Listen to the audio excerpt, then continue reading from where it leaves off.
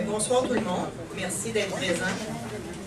Nous allons, à l'ordre du jour qui est là actuellement, nous allons rajouter 2 points et en retirer 2. Donc, au 7.1, nous allons rajouter le point acceptation d'un don pour un citoyen. Au 11.3, demande à la ministre de la Sécurité publique pour le corps de police. Le 14.8 et le 14.9 sont 2 points retirés. Donc, ça prendrait un proposant pour la proposition de l'ordre du jour. Donc, je vais proposer l'ordre du jour avec modification. Proposé par M. Drolet, appuyé par J'appuie. M. Roy. Donc, concernant la période de questions de l'Assemblée précédente, premièrement, les périodes de questions concernant les points qui sont à l'ordre du jour uniquement. Donc, s'il y a des gens qui ont des questions sur un des points qui est à l'ordre du jour, c'est le moment de les poser.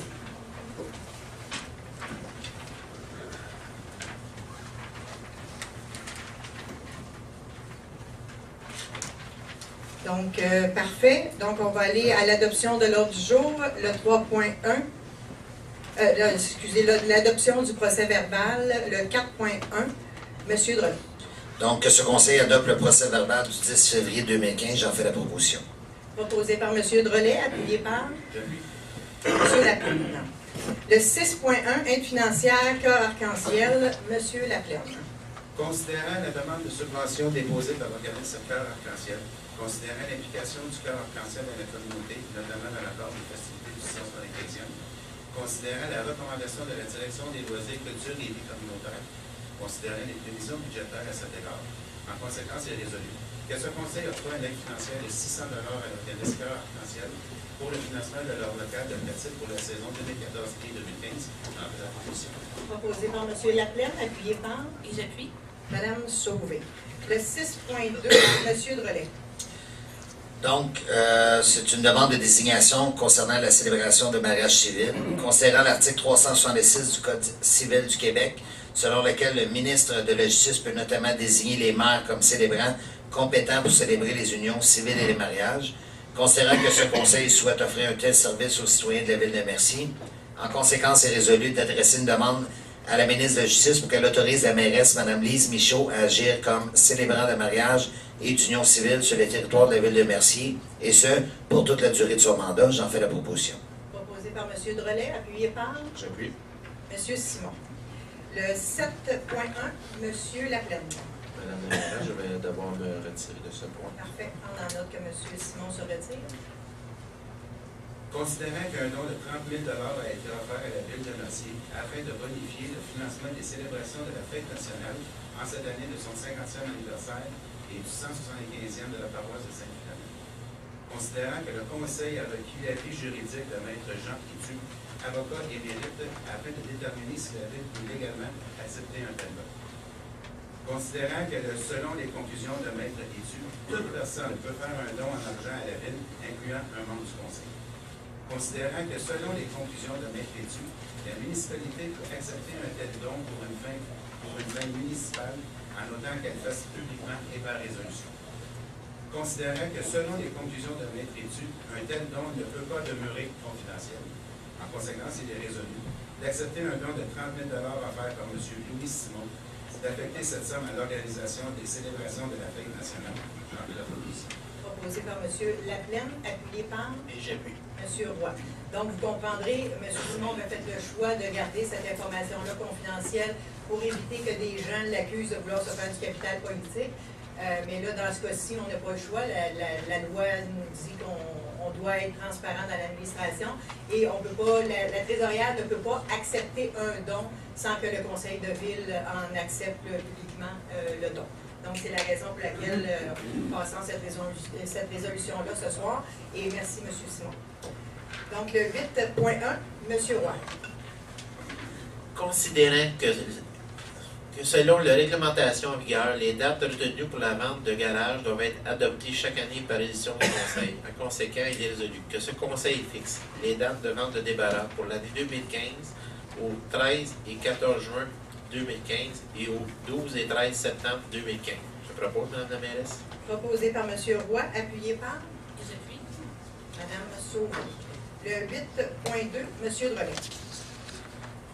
Donc, c'est une proposition d'appui pour la Société canadienne du cancer. Considérant que le cancer est la première cause de mortalité au Québec, considérant que la Société canadienne du cancer travaille à sauver plus de vies, considérant que grâce à des milliers de Québécois donateurs et bénévoles, la Société canadienne du cancer lutte pour prévenir plus de cancers, permettre aux chercheurs de faire plus de découvertes et aider plus de personnes touchées par la maladie.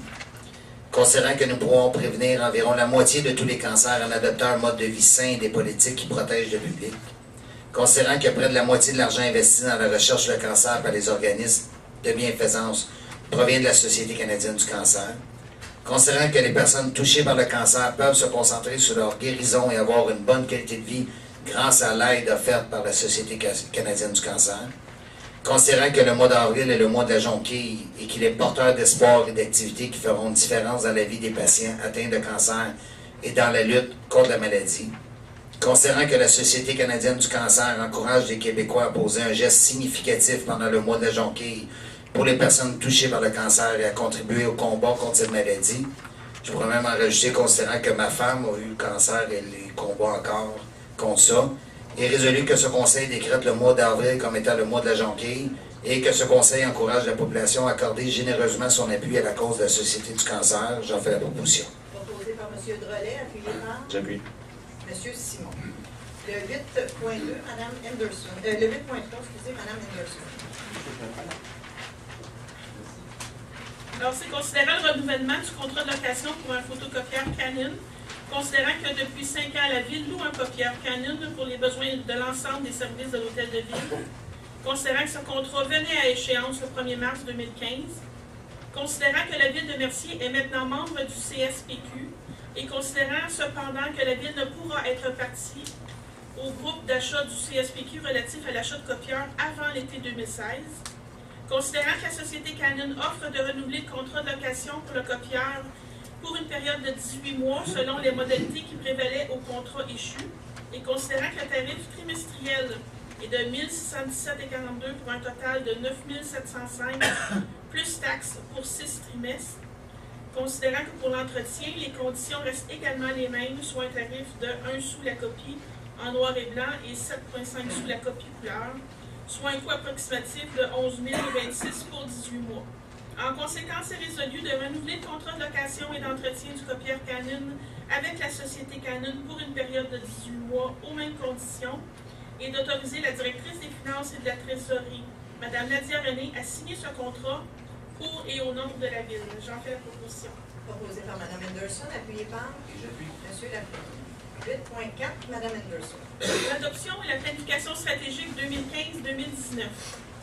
Considérant que la Ville de Mercier a connu une croissance accélérée au cours de la dernière décennie, considérant qu'elle est maintenant à un stade où une planification mieux adaptée à la réalité doit être mise en place, considérant que les citoyens sont en droit de s'attendre à une organisation municipale efficace, considérant qu'un plan de travail a été mis de l'avant, considérant que ce plan de travail a permis d'identifier 4 grands chantiers stratégiques, desquels ont découlé 26 orientations, lesquelles ont donné lieu à l'identification d'une multitude d'actions et de stratégies à mettre en place pour que chaque citoyen obtienne des services de qualité.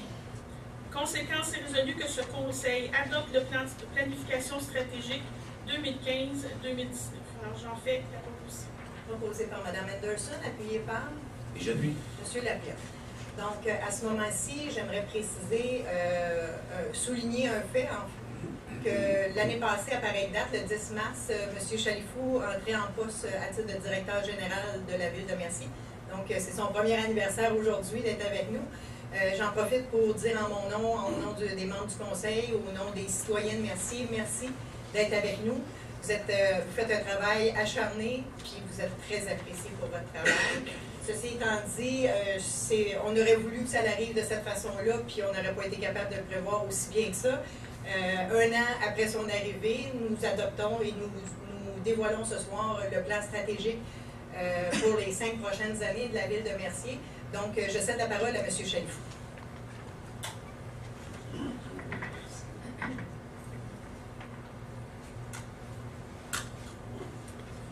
Bon.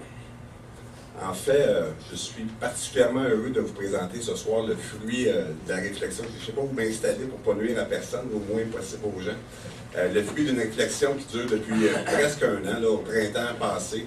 Printemps 2014, on a enclenché ce processus de réflexion-là pour répondre, dans le fond, aux attentes de l'administration municipale en place et aussi pour doter la ville d'une stratégie, d'un plan, d'une vision à long terme et aussi d'encadrer l'ensemble des mesures, des stratégies, des actions que les employés prennent tout au long de leur travail. C'est donc cet élément-là. Madame Anderson l'a donné tantôt. En fait, il y a ce qu'on a aussi sorti, élaboré au travers de tout ça, avec l'ensemble, évidemment, du travail du conseil municipal, de chacun des élus et de l'ensemble des membres de la direction de la ville. On a élaboré une mission, une vision, 4 valeurs principales, 5 principes directeurs, 4 chantiers stratégiques desquels ont découlé 26 orientations et desquels, comme Mme Anderson l'a dit tantôt, ont découlé une multitude de stratégies d'action qui se sont traduites pour la première fois à Mercier, en tout cas à notre connaissance, avec l'établissement de plans d'action. Chacune des directions en place a cette année une série de plans d'action, des fiches d'action spécifiques pour chacun des plans d'action qui découlaient des orientations stratégiques. On va donc bientôt répondre à ça aussi pour suivre et contrôler la situation, établir des indicateurs de performance et instaurer un tableau de bord de gestion qui va permettre à la direction générale de suivre en temps réel tout au long de l'année l'ensemble des activités qui sont produites par les différentes directions et les différents employés. Je passe donc à la mission, vous la voyez à l'écran, c'est offrir des services de proximité de la plus grande qualité en tenant compte de la volonté et de la capacité de payer des citoyens de Mercier. On entend souvent parler de la capacité de payer des citoyens. Le conseil, la direction générale et l'ensemble des directions souhaitaient inclure la volonté. On peut avoir les moyens de se payer certains services, ou on peut ne pas vouloir se les payer. Et dans certains cas, ce n'est pas suffisamment tenu en compte, donc ça en fait partie comme de notre mission principale. Notre vision. En fait, la définition un peu d'une vision, c'est une vision stratégique qui veut exprimer une image claire et globale de ce que l'on souhaite devenir à long terme. Les éléments de cette vision s'appuient sur les aspirations des citoyennes et citoyens de Mercier et de leur volonté de maintenir une qualité de vie enviable. Ils inspirent l'ensemble du plan stratégique et guident les actions que la Ville devra mener au cours des prochaines années pour se rapprocher de cette vision et demeurer une ville où il fait bon vivre. Et la vision, dans le fond, elle, se détaille avec les éléments suivants. À long terme, nous souhaitons que la Ville de Mercier soit reconnue comme une ville modèle, ne cessant de se renouveler afin de toujours mieux répondre efficacement aux besoins de ses citoyens. Sera reconnue comme une ville où il fait bon vivre en toute sécurité. Aura développé une structure organisationnelle stable, compétente et reconnue par tous comme une organisation performante. Assurera le développement économique harmonieux de son territoire entre les secteurs résidentiels, agricoles et commerciaux pour assurer l'accroissement de la richesse collective. Il y a vraiment une particularité à Mercier avec le secteur agricole, le secteur résidentiel et évidemment tout le secteur commercial qu'on veut tenter de développer de plus en plus au cours des prochaines années. Sera une ville verte reconnue comme étant une vitrine mondiale des technologies de décontamination de nappes d'eau souterraines. Évidemment, ça réfère directement à la problématique des lagunes de Mercier et à toute autre problématique qui peut aussi être liée sur notre territoire.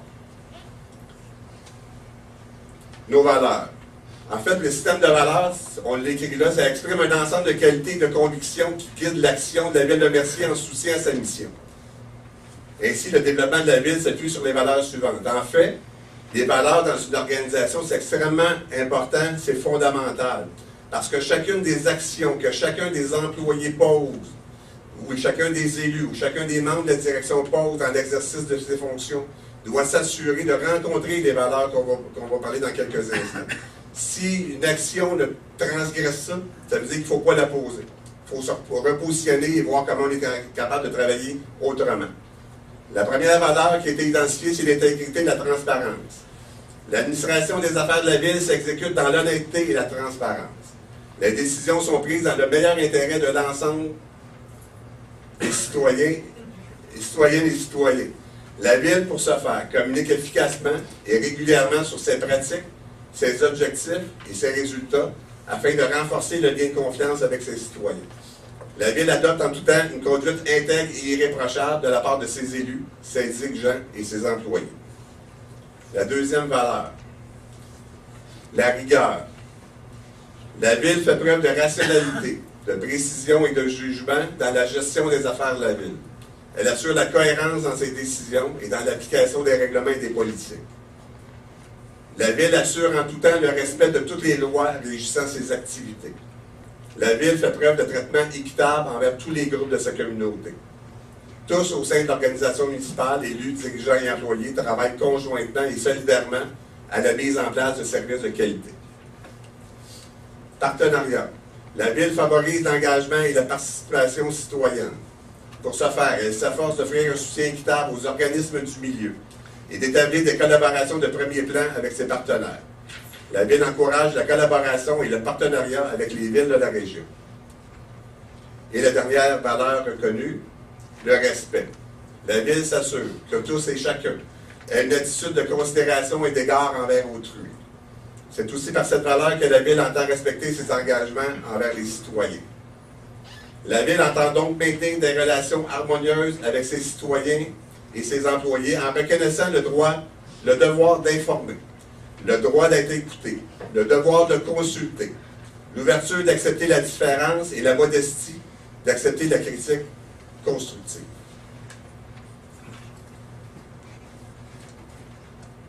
Il y a donc 5 principes directeurs qui ont été élaborés et définis et identifiés par l'ensemble des intervenants.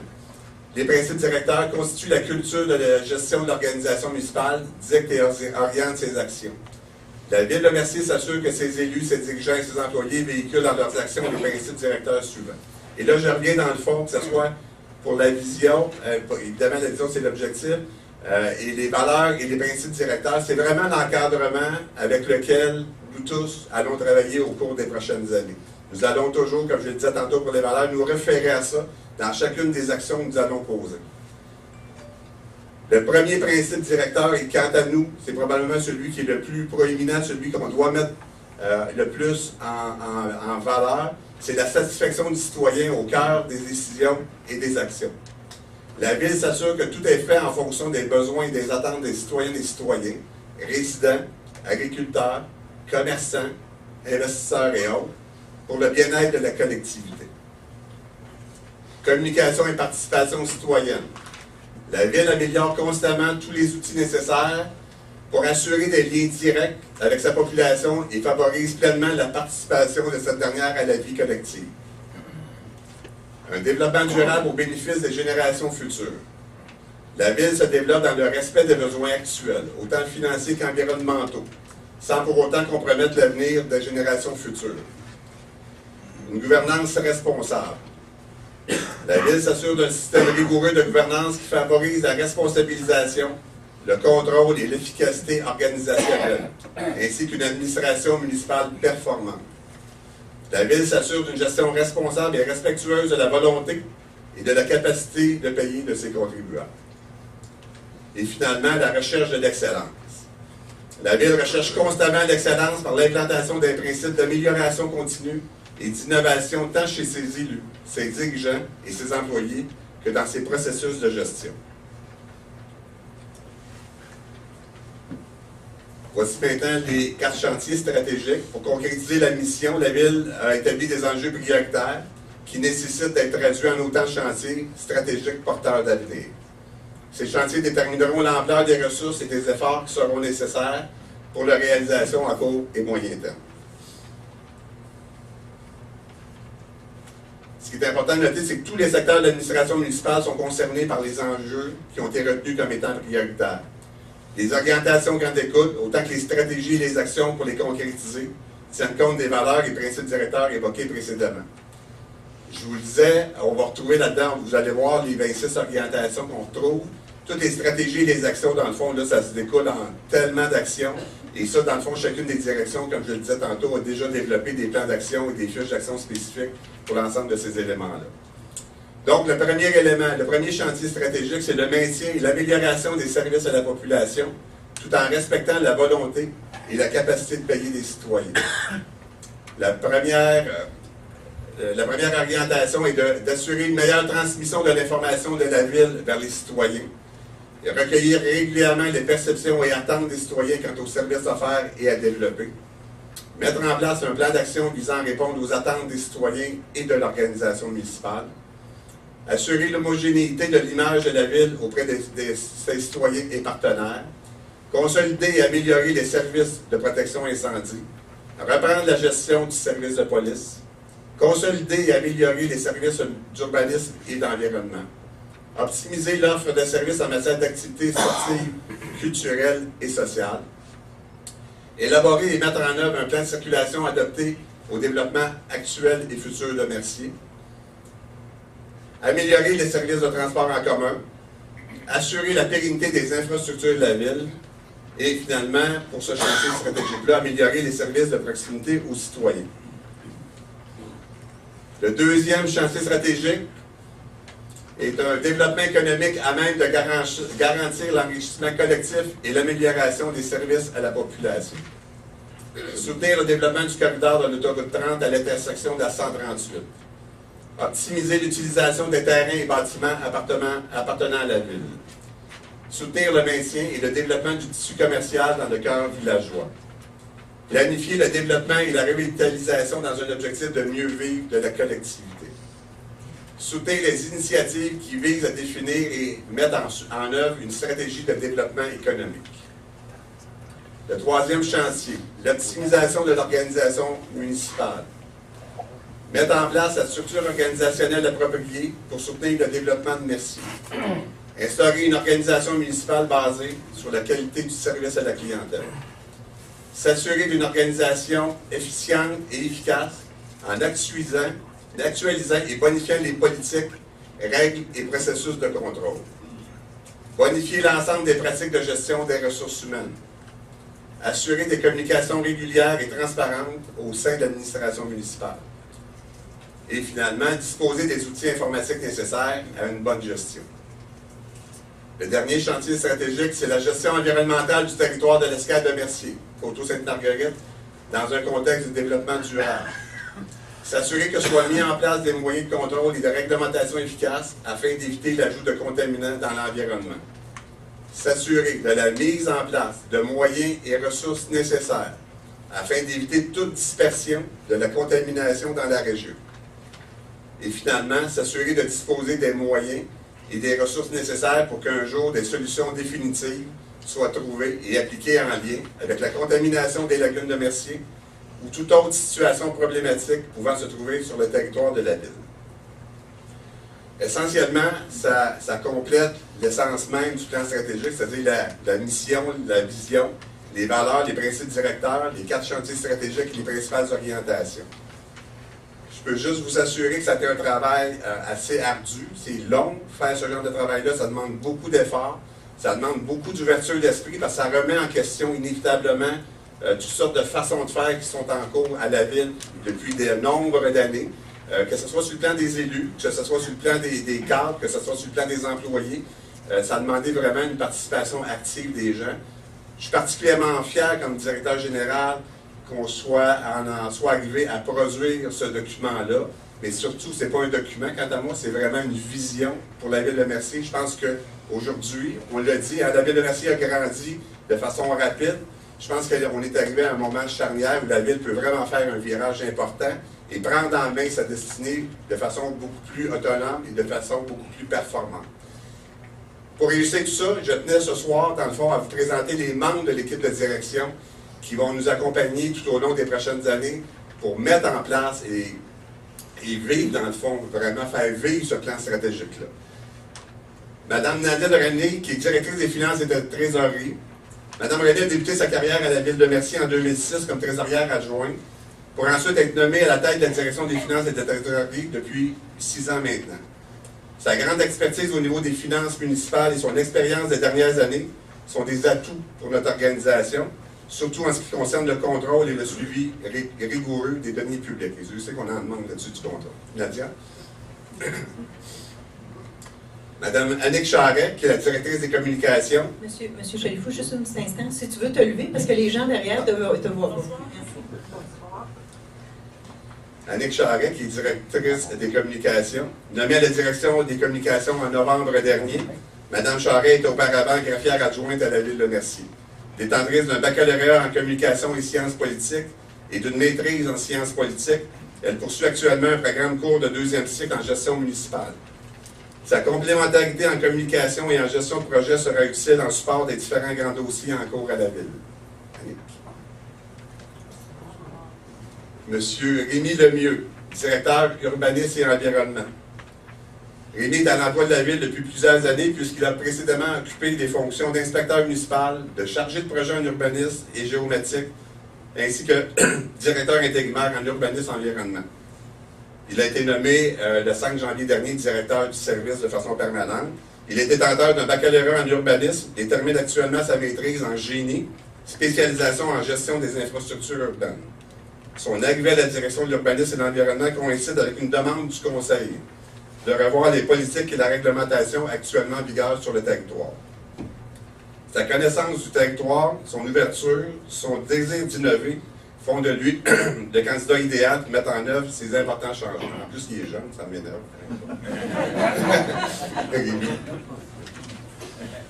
Marie-André Dégé, qui est directrice loisirs, culture et vie communautaire, s'est jointe à nous en décembre dernier.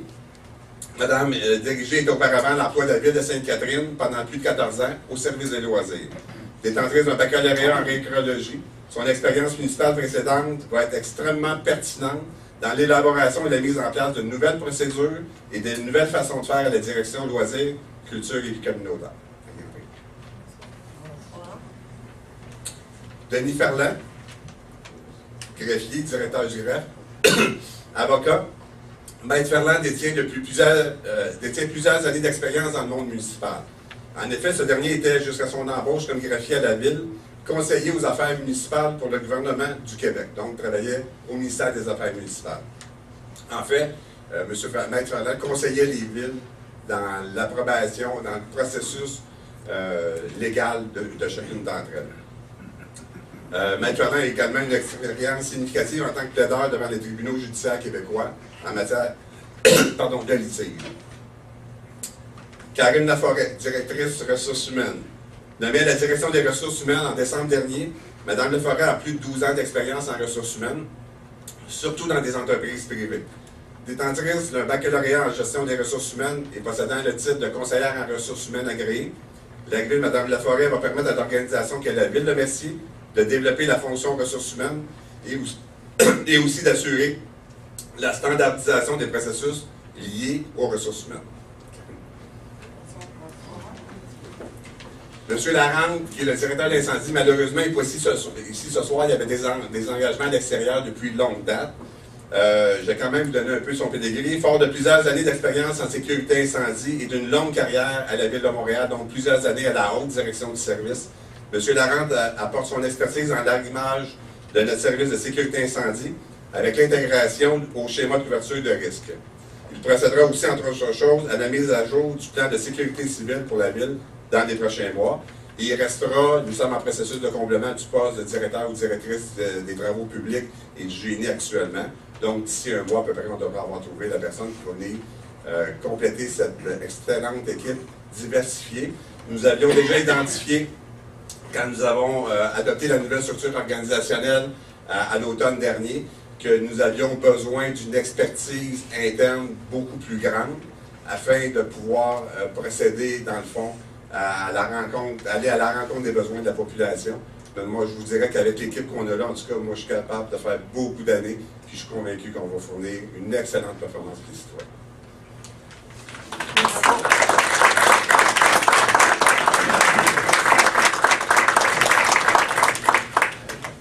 Donc, merci à toute l'équipe d'avoir accepté de venir relever ce défi-là. Merci. Pour certains, ils l'ont accepté depuis plusieurs années. Pour d'autres, ça ne fait pas longtemps.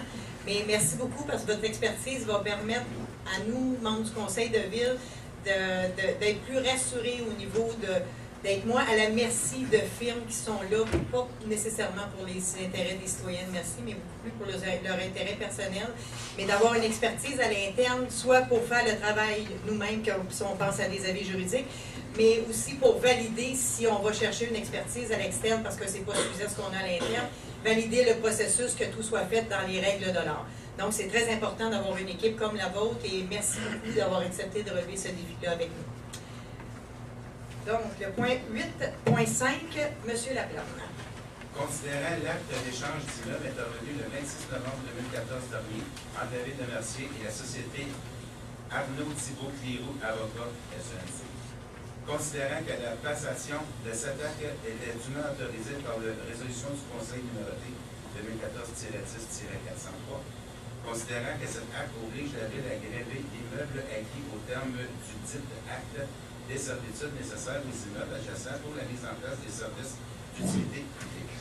En conséquence, est résolu que ce Conseil autorise le directeur général, M. René Chalifou, et la mairesse, Mme Lise Michaud, à signer tout acte afin de donner suite aux obligations de la Ville dans le cadre de l'acte d'échange intervenu le 26 novembre 2014. J'en fais la proposition. Proposé par M. Laplante, appuyé par J'appuie. M. Simon. En fait, c'est juste pour que les services publics comme Hydro-Québec, Québec et tout ça puissent passer pour aller rendre le service à ces nouvelles résidences. Le 8.6, M. Roy.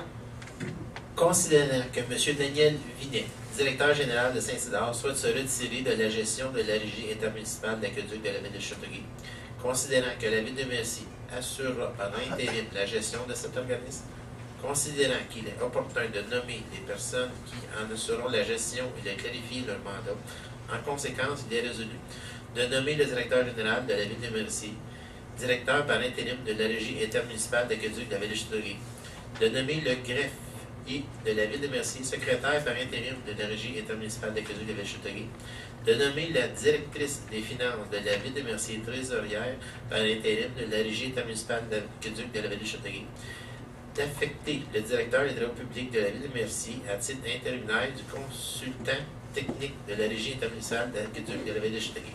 Je propose. Proposé par M. Roy, appuyé par J'appuie. M. Laplante. Donc, pour votre information, considérant que la nappe phréatique à Mercier a été contaminée dans la fin des années 60, il y a eu, imposé par le gouvernement, l'obligation d'acheter notre eau à la ville de Châteauguay. Ça concerne les villes de Mercier, Sainte-Martine, Saint-Isidore et Saint-Urbain.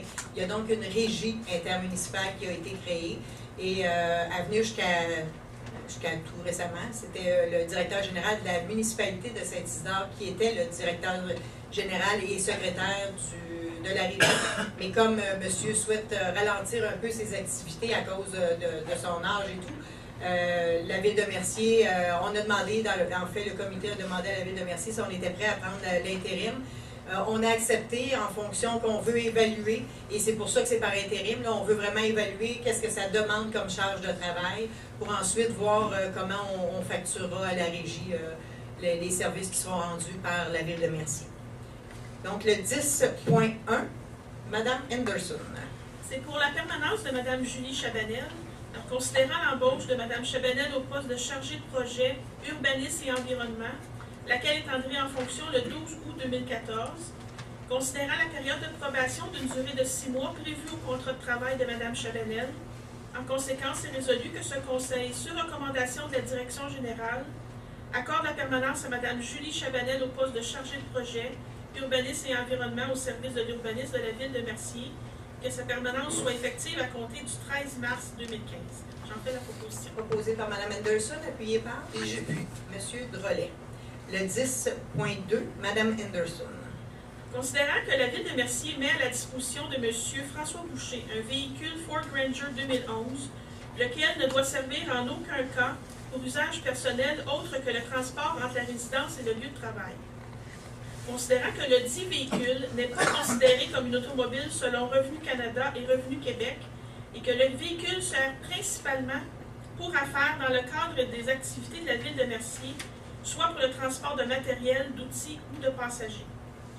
Considérant la politique sur un véhicule à moteur à domicile la nuit de Revenu Canada et considérant que l'employé remplit les conditions qui y sont mentionnées, Considérant que la Ville de Mercier utilisera le calcul fondé sur un taux fixe de 27 sous le kilomètre pour l'usage à des fins personnelles, ce qui constituera un avantage imposable pour l'employé.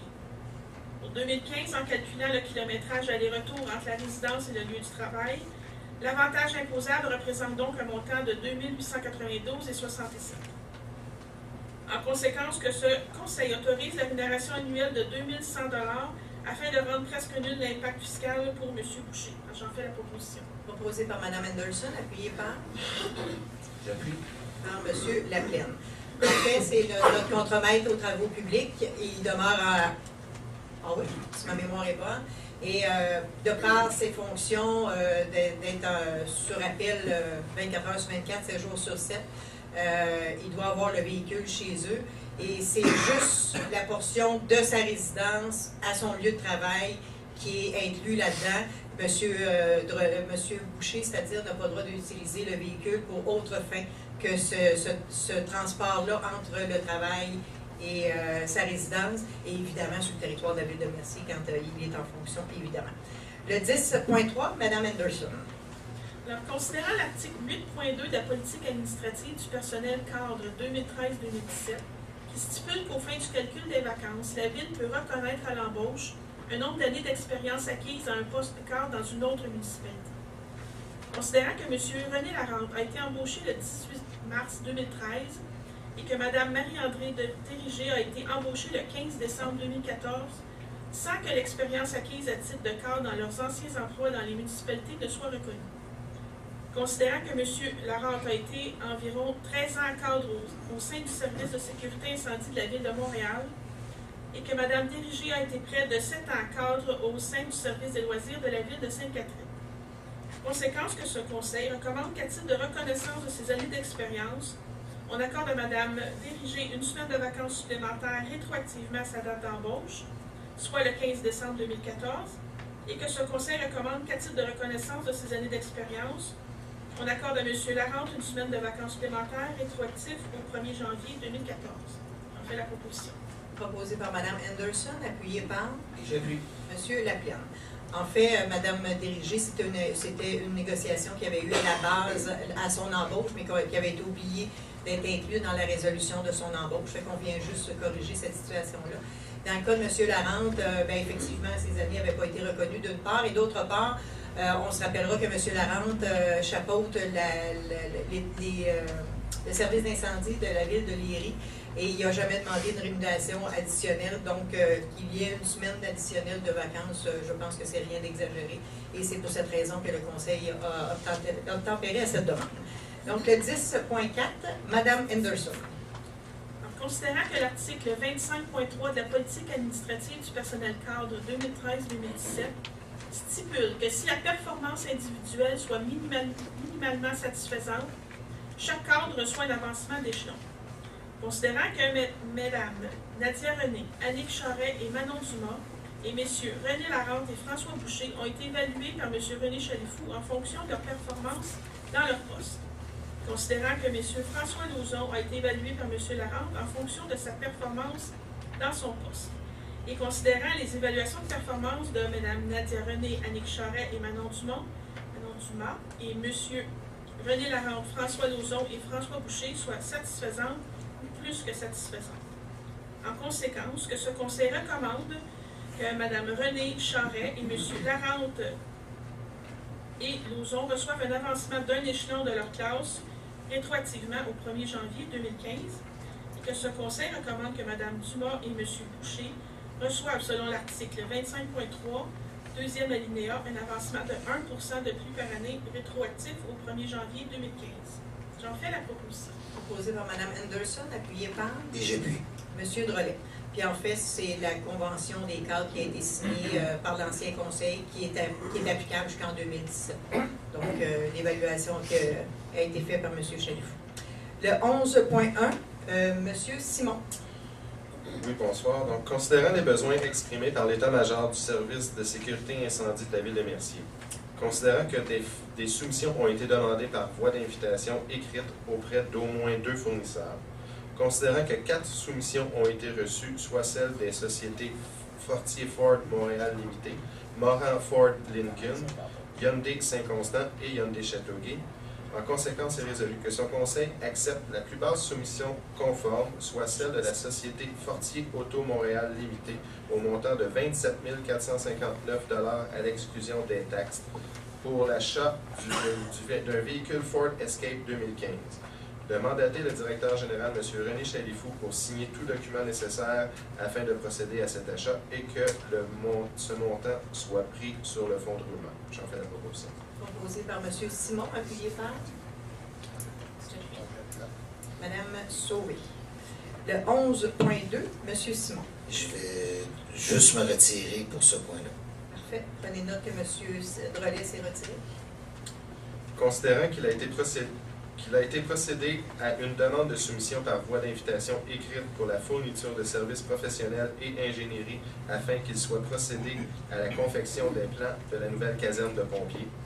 Considérant que 3 sociétés d'ingénieurs ont déposé une soumission, soit les sociétés Shelex Group Expert Conseil, André Pilon Ingénieur Conseil et les services EXP Inc., considérant qu'un comité d'évaluation a été mis en place par la Direction générale afin de procéder à l'analyse des soumissions, considérant que 2 de ces sociétés se sont qualifiées et que le comité a procédé à l'ouverture des bordereaux de prix, considérant que la société ayant le plus haut pointage est la société des services EXP Inc.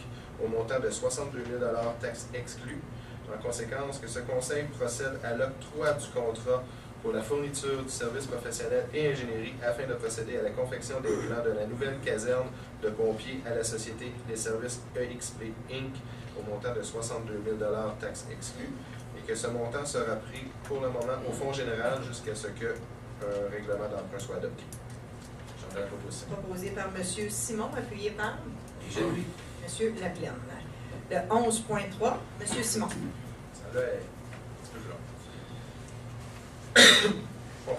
Considérant que M. Philippe Couillard, Premier ministre du Québec, a clairement manifesté l'intention de son gouvernement de favoriser une plus grande autonomie pour les villes du Québec, considérant que le territoire de toute municipalité locale doit être desservi par un corps de police, considérant que selon l'article 71 de la loi sur la police, la ville de Mercier ne peut avoir recours au service de la Sûreté du Québec, considérant qu'environ 85% du territoire de la ville de Mercier est en zone agricole, considérant que le 18 février 2003, la ville de Châteauguay et la ville de Mercier ont conclu une entente intermunicipale relative au service de la police sur le territoire de la ville de Mercier par une desserte de la ville de Châteauguay.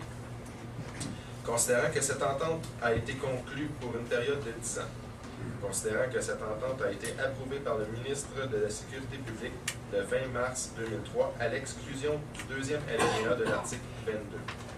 Considérant que l'article 5 de l'entente prévoit le renouvellement automatique de celle-ci par période successive de 10 ans, à moins que l'une ou l'autre des parties n'informe par courrier recommandé aux villes parties de l'entente de son intention d'y mettre fin.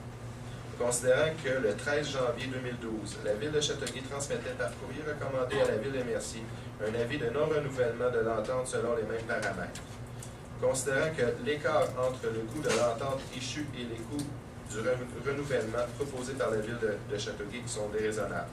Considérant que l'offre de service de la ville de Châteauguay sous forme de desserte ne permet aucune capacité décisionnelle de la ville de Mercier quant à l'ensemble du processus de gestion de services de police. Considérant que ce conseil souhaite offrir un service de police de proximité sur tout le territoire de la ville de Mercier. Considérant que ce conseil considère que l'autonomie de ces services permet de garder le contrôle sur la gestion et les coûts de son organisation. Considérant que ce conseil privilégie la constitution de son propre corps de police municipale autonome. Considérant que la ville de Mercier ne souhaite pas renouveler l'entente de desserte policière offerte par la ville de Châteauguay, échue depuis mars 2013.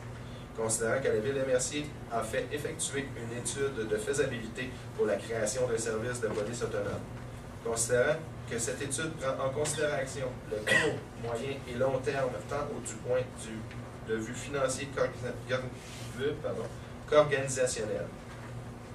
Considérant que les conclusions de cette étude ont été soumises aux membres du Conseil. Considérant que 2 assemblées publiques de consultation ont été tenues le 23 et le 26 février 2015. Considérant que tout citoyen de la municipalité a pu présenter ses commentaires lors de chacune de ces assemblées ou de les transmettre par écrit.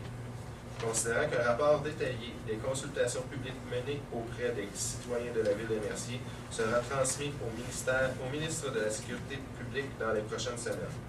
En conséquence, il est résolu d'adresser une demande officielle à la ministre de la Sécurité publique pour autoriser la ville de Mercier à créer un service de police autonome afin d'assurer la sécurité de ses citoyens, le tout en conformité aux premiers alinéas de l'article 71 de la loi sur la police, chapitre B13.1. J'en fais la proposition. Proposé par M. Simon, appuyé par Et j'appuie. M. Roy. Donc, le point 12.1, Mme Henderson. Alors, c'est pour l'approbation des comptes à payer de février, considérant les listes des comptes payés et à payer déposés lors de la présente séance. Alors, au courant du mois de février, il y a un montant de 831 859,22 au total qui a été payé. Conséquence, c'est résolu que ce conseil approuve les listes des comptes à payer, des comptes payés et des comptes à payer mentionnés ci-haut et autorise la directrice des finances et de la trésorerie à effectuer les paiements requis. J'en fais la proposition. Proposé par Mme Henderson, appuyé par Et j'appuie. M. Laplaine. Le 12.2, Mme Sauvé. Donc, c'est un contrat pour l'octroi de fournitures de papeterie pour l'année 2015. On a fait faire 2 soumissions d'entreprises locales, bien que ce soit écrit la compagnie Bureau Plus Saint-Rémy, c'est vraiment le commerce qui a pignon sur rue ici à Mercier, sur Saint-Jean-Baptiste, et c'est Bureau Plus, donc Saint-Rémy, qui était le plus bas soumissionnaire, environ 17 000. Donc, vu qu'on ne peut pas encore avoir une idée exacte de la quantité de papier qu'on va acheter, on vient faire une résolution pour octroyer le contrat de fourniture à Bureau Plus Saint-Rémy pour un montant qui n'excède pas 25 000 $. J'en fais la proposition. Proposé par Mme Sauvé, appuyé par Mme Henderson. Le 14.1, M. Simon. Je, Louis Simon, conseiller municipal, dépose les procès-verbaux du comité de toponymie des séances du 4 juin et du 4 juin 2012 et du 28 janvier 2015. J'en fais la proposition. J'en fais le débat. Déposé par M. Simon. Le 14.2, M. Roy. Considérant que le comité de toponymie, lors de sa réunion du 11 février 2015, avait pour mandat de trouver un nom pour la rue projetée du projet Tricor, considérant la recommandation des membres du comité, il est résolu que ce conseil approuve le nom de la rue Omer Daigneault, proposé par le comité de toponymie, en adoptant une résolution à cette fin. Je propose, Mme la mairesse. Proposé par M. Roy, appuyé par Et j'appuie. M. Drolet. 14.3, M. Roy. Considérant que 6 chalets sont actuellement présents sur le terrain qui a une superficie totale de 12 315 m², considérant que le propriétaire du terrain a le projet de diviser les terrains en 3 afin de construire des habitations, considérant que cette demande nécessite une résolution d'appui de la part de la ville de Mercier, considérant que l'utilisation projetée de ces lots est conforme au règlement de zonage de la réglementation municipale en vigueur en raison de l'article 10.1, considérant que, selon les termes de la loi provinciale, la présente demande doit être présentée à la Commission de protection des territoires agricoles afin d'en évaluer les conformités. En conséquence, il est résolu que ce conseil appuie la présente demande d'aliénation de lotissement et d'utilisation à des fins autres que l'agriculture sur une partie des lots numéro 275 et 276. Je propose, Mme la mairesse. Proposé par M. Roy, appuyé par Et j'appuie. M. Laclau. En fait, pour vous situer, cet endroit-là, c'est sur le chemin Grande Ligne. C'est pour la construction d'une nouvelle maison sur ce chemin-là. Le 14.4, M. Roy. Considérant l'adoption par la MRC de Roussillon le 25 juin 2014 du règlement 109 portant sur l'écoulement des eaux d'un cours d'eau de la MRC Roussillon, considérant que le projet d'entente prévoit que la Ville procède à la nomination des personnes désignées pour l'application du règlement 109 en même sur son territoire, en conséquence est résolu que le Conseil autorise le directeur général, M. René Chalifou, et la mairesse, Mme Lise Michaud, à signer une entente relative à diverses responsabilités à l'égard des cours d'eau, que ce Conseil procède à la nomination des personnes désignées pour l'application du règlement 109, soit les inspecteurs municipaux, les chargés de projet et les directeurs de la direction de l'urbanisme et de l'environnement, ainsi que le contremaître aux travaux publics. Je propose, Mme la mairesse. Proposé par M. Roy, appuyé par Mme Sauvé. Le 14.5, M. Roy. Un règlement sur les corridors de camionnage. En résolution, le conseiller municipal donne avis de motion qu'un règlement relatif à la circulation des camions et des véhicules outils sera adopté lors d'une séance ultérieure avec une dispense de lecture. Je dépose, Mme la mairesse. Dépôt par M. Roy. 14.6, Mme Anderson. Alors, c'est le dépôt du procès-verbal du CCI. Alors, je, Joanne Anderson, dépose le procès-verbal de la rencontre du comité consultatif d'urbanisme du 15 janvier 2015.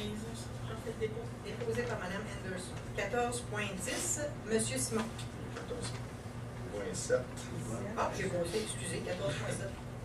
Considérant la demande de dérogation mineure 2015-03 déposée au service d'urbanisme concernant le 390 boulevard Saint-Jean-Baptiste, visant à diminuer la superficie de terrain minimale autorisée à la grille de spécification associée à la zone C01-214 à 2380 m² au lieu de 3000 m². Considérant que la demande ne porte pas atteinte à la jouissance du droit de propriété des propriétaires des immeubles voisins. Et en conséquence, il est résolu que le Conseil accepte la demande de dérogation mineure numéro 2015-03 concernant le 390 boulevard Saint-Jean-Baptiste. J'en fais l'application. Proposé par M. Simon, appuyé par J'appuie. M. Roy. 14.10, M. Simon. Considérant la demande de dérogation mineure 2015-06 déposée au service d'urbanisme visant à réduire la superficie minimale requise pour l'aire de stationnement à 1009,67 m² au lieu de 1082,4,9 m², tel qu'indiqué à l'article 7.4.2 du règlement du zonage 2009-858, considérant que la demande est déposée par souci de rendre conforme une situation existante. En conséquence, il est résolu que ce Conseil accepte la demande de dérogation mineure numéro 2015-06. Proposé par M. Simon, appuyé par Et j'appuie. M. Lapierre. On n'a pas les photos, hein, les montages pour présenter aux gens de quoi il en est. Ah, OK, parfait. Excellent. Donc, le 14.11, M. Simon. Considérant la demande de dérogation mineure 2015-07 concernant le 988 boulevard Saint-Jean-Baptiste, visant à réduire la distance entre le bâtiment et la ligne arrière, considérant la réduction de la marge minimale requise entre la limite de l'eau arrière et le bâtiment principal à 2,57 m au lieu de 8 m, tel qu'indiqué à la grille de spécification en vigueur dans la zone concernée, considérant que l'agrandissement proposé risque de diminuer l'empiètement des véhicules de livraison dans la voie publique, considérant que le terrain adjacent est vacant, considérant que la demande ne porte pas atteinte à la jouissance du droit de propriété des propriétaires des immeubles voisins. En conséquence, c'est résolu que ce Conseil accepte la demande de dérogation mineure numéro 2015-07 concernant le 988 boulevard Saint-Jean-Baptiste, de la distance entre le bâtiment et la ligne arrière. Je fais la proposition. Proposé par M. Simon, appuyé par J'appuie. M. Roy. 14.12, Mme Anderson.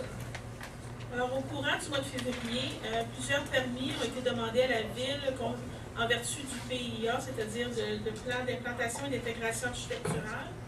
Alors, le premier projet est au 988 boulevard Saint-Jean-Baptiste. C'est un agrandissement et un ajout de revêtement extérieur. C'est se trouve être le bâtiment du dollar. Toujours à la même adresse, il y a un déplacement de l'enseigne aussi qui est demandé. Alors, ça va être la demande était que ce soit plus centré au centre, naturellement. Et toujours à la même adresse, il y avait une demande pour l'agrandissement des fenêtres en façade de chaque côté de la porte. Je pense qu'on a des photos. Et voilà. Et l'agrandissement se retrouve à l'arrière là, pour le déchargement des camions. Parfait, merci. Comme autre projet, il y avait au 36 rue Henri Ladussard. On continue, il faut descendre un peu plus, monsieur. Excusez.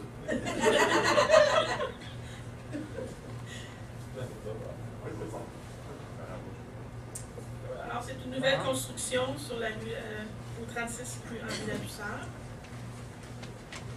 Pas de problème avec le CCU. Comme autre point, c'est le constructeur qui demande sur les lots 972, 73, 74, 75, 981, 982, 984. Je crois que c'est un catalogue de maisons. Hein? Alors, ils nous ont présenté un catalogue de modèles qui pouvaient être construits sur ces lots-là.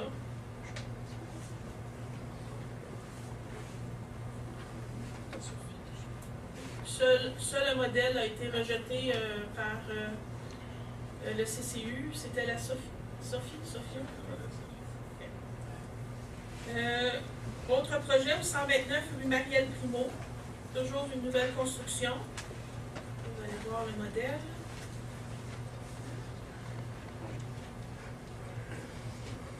Ce modèle-ci. Comme autre projet aussi, au 66 rue du Mouchel, il y a un agrandissement en façade qui est demandé. Dans la maison, celle du milieu demande un agrandissement par-dessus le garage, qui est déjà en place. On peut voir, là, je pense que c'est la photo. Ouais, comme ça. Ça aussi, c'est accepté par le CCU. Sur la terre 152, on nous a présenté aussi.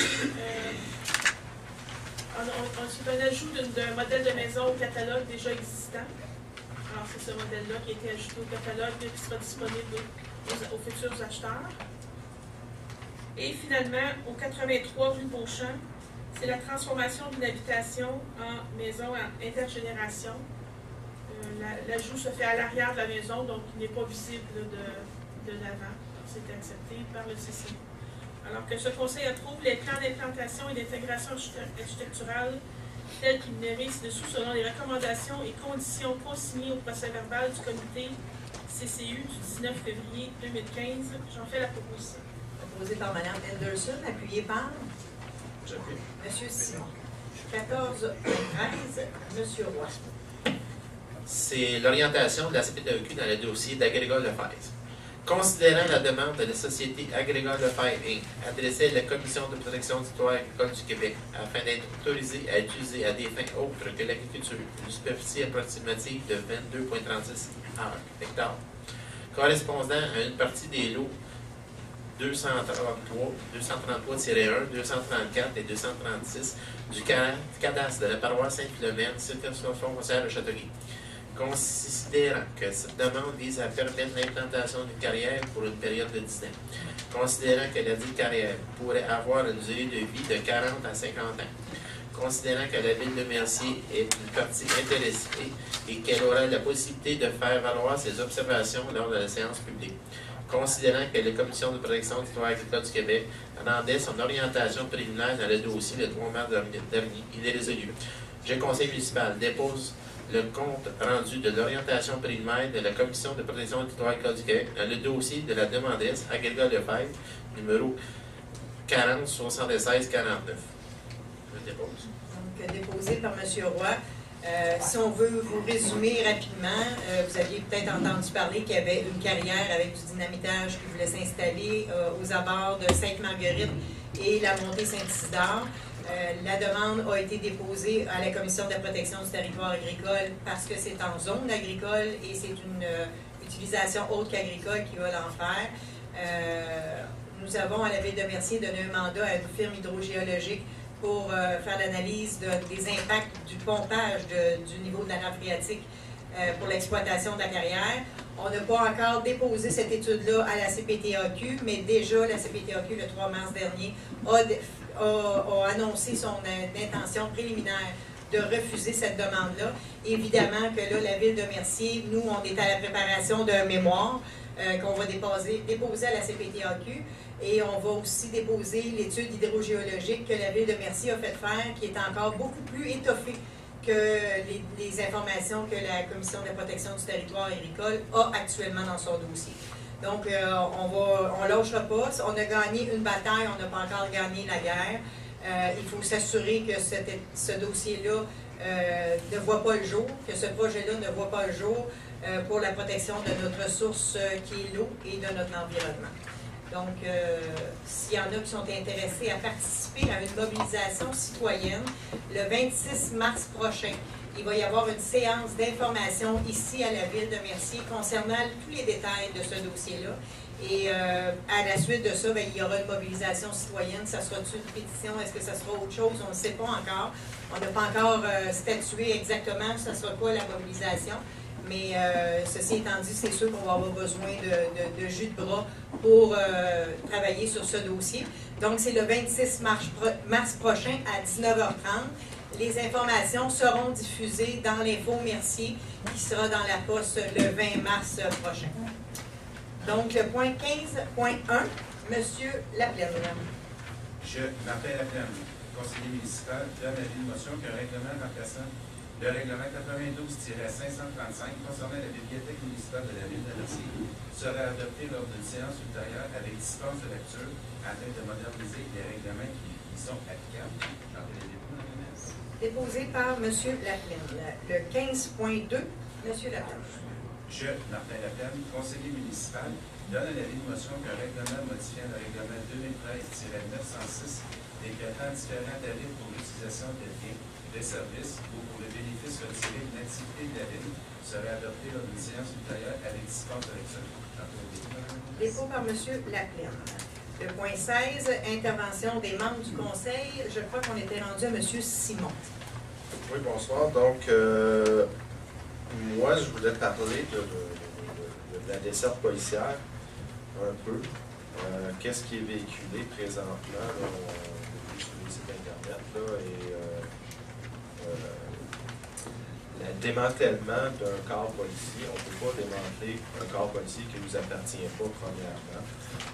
Donc, déjà en partant, c'est pas... ça ne dit pas la vérité en tant que telle. Le seul conseil de ville qui peut démanteler le service de police de Châteauguay, c'est le conseil de ville de Châteauguay. Donc, le conseil de ville de Mercier ne peut pas démanteler le service de police de Châteauguay. Nous, on achetait un service de Châteauguay. Notre contrat est fini. On regarde l'option pour créer notre propre corps policier. On a fait les démarches. On a fait un plan. On est en train de faire le plan d'affaires.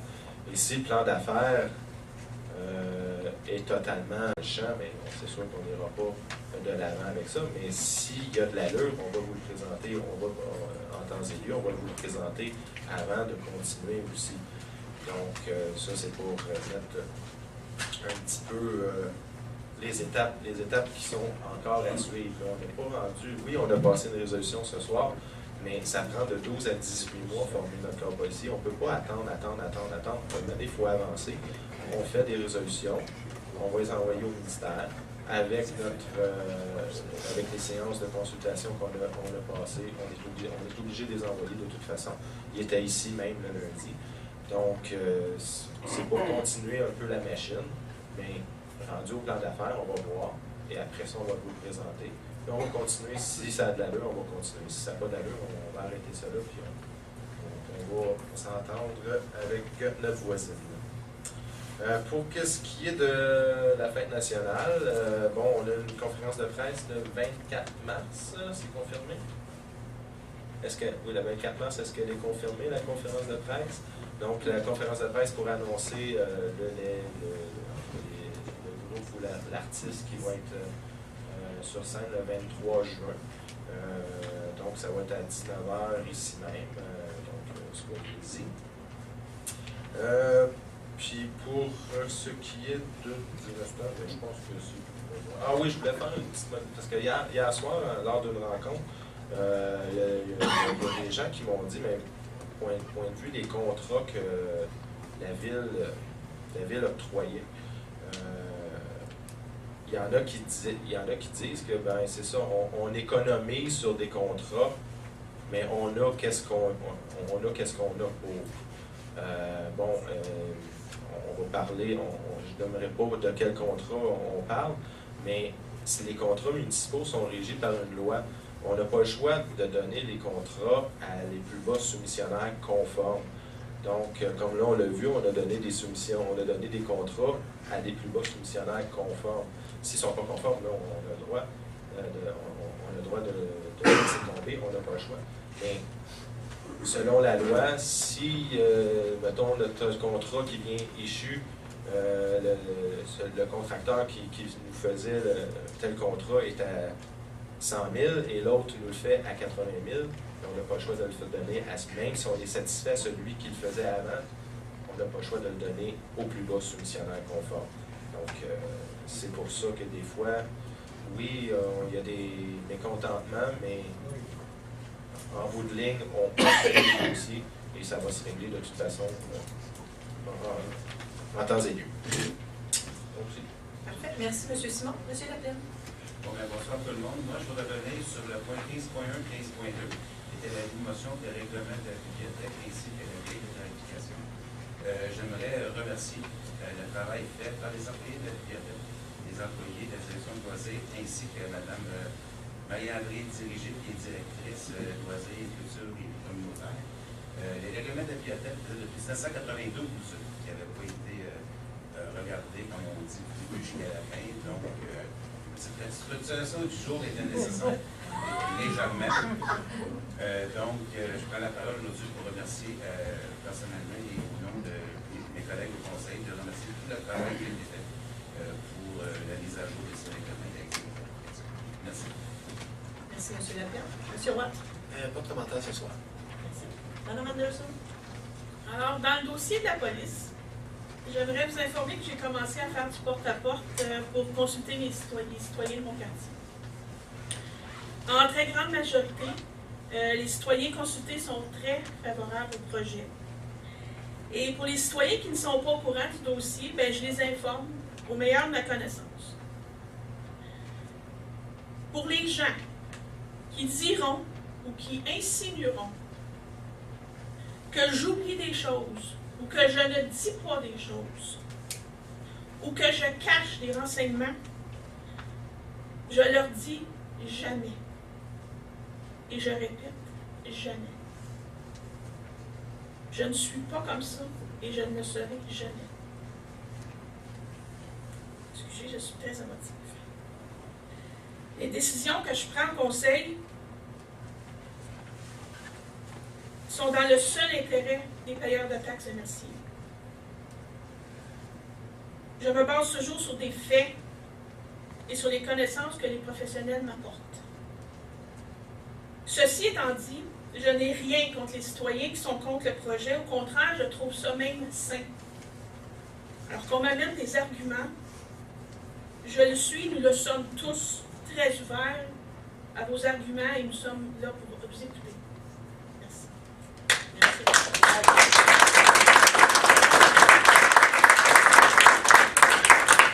Madame Sauvé. Bonsoir. Donc, j'aimerais également vous entretenir concernant la création du corps de police. Malgré la résolution qu'on a prise aujourd'hui pour faire la demande d'autorisation municipale, ce n'est pas une décision qui est faite, qui est finale et définitive. C'est vraiment une étape du processus. Et pour ma part, pour prendre une bonne décision, il faut qu'on ait deux options qui sont bien documentées pour pouvoir prendre la meilleure décision pour que les citoyens payent le meilleur. Actuellement, il y a deux éléments qui sont sur la table. Il y a la négociation avec Châteauguay. On a vu dans les journaux que la mairesse de Châteauguay, Mme Simon, était ouverte à la négociation. Donc, je pense que c'est important de prendre le temps de faire ce processus de négociation-là, parce qu'actuellement, il y a seulement eu 2 rencontres en 1 an. Donc, je pense que c'est important que les parties se rassoient à la table pour bien négocier. Et d'autre part, l'étude de faisabilité qu'on a eue, c'était une étude qui était préliminaire. Les chiffres sont préliminaires, les citoyens ont posé des questions, il n'y a pas eu toutes les réponses. Donc, la prochaine étape qui est l'étude, le plan d'affaires, va pouvoir répondre aux questions qui ont été soulevées. Et à ce moment-ci, on va être en mesure de faire un véritable travail de comparaison et d'analyse et de pouvoir ensuite voir ça va être quoi les prochaines étapes. Donc, c'était un peu ça pour moi. Donc, c'est vraiment important, la reprise des négociations et faire un travail une fois qu'on va avoir les options qui vont être bien documentées.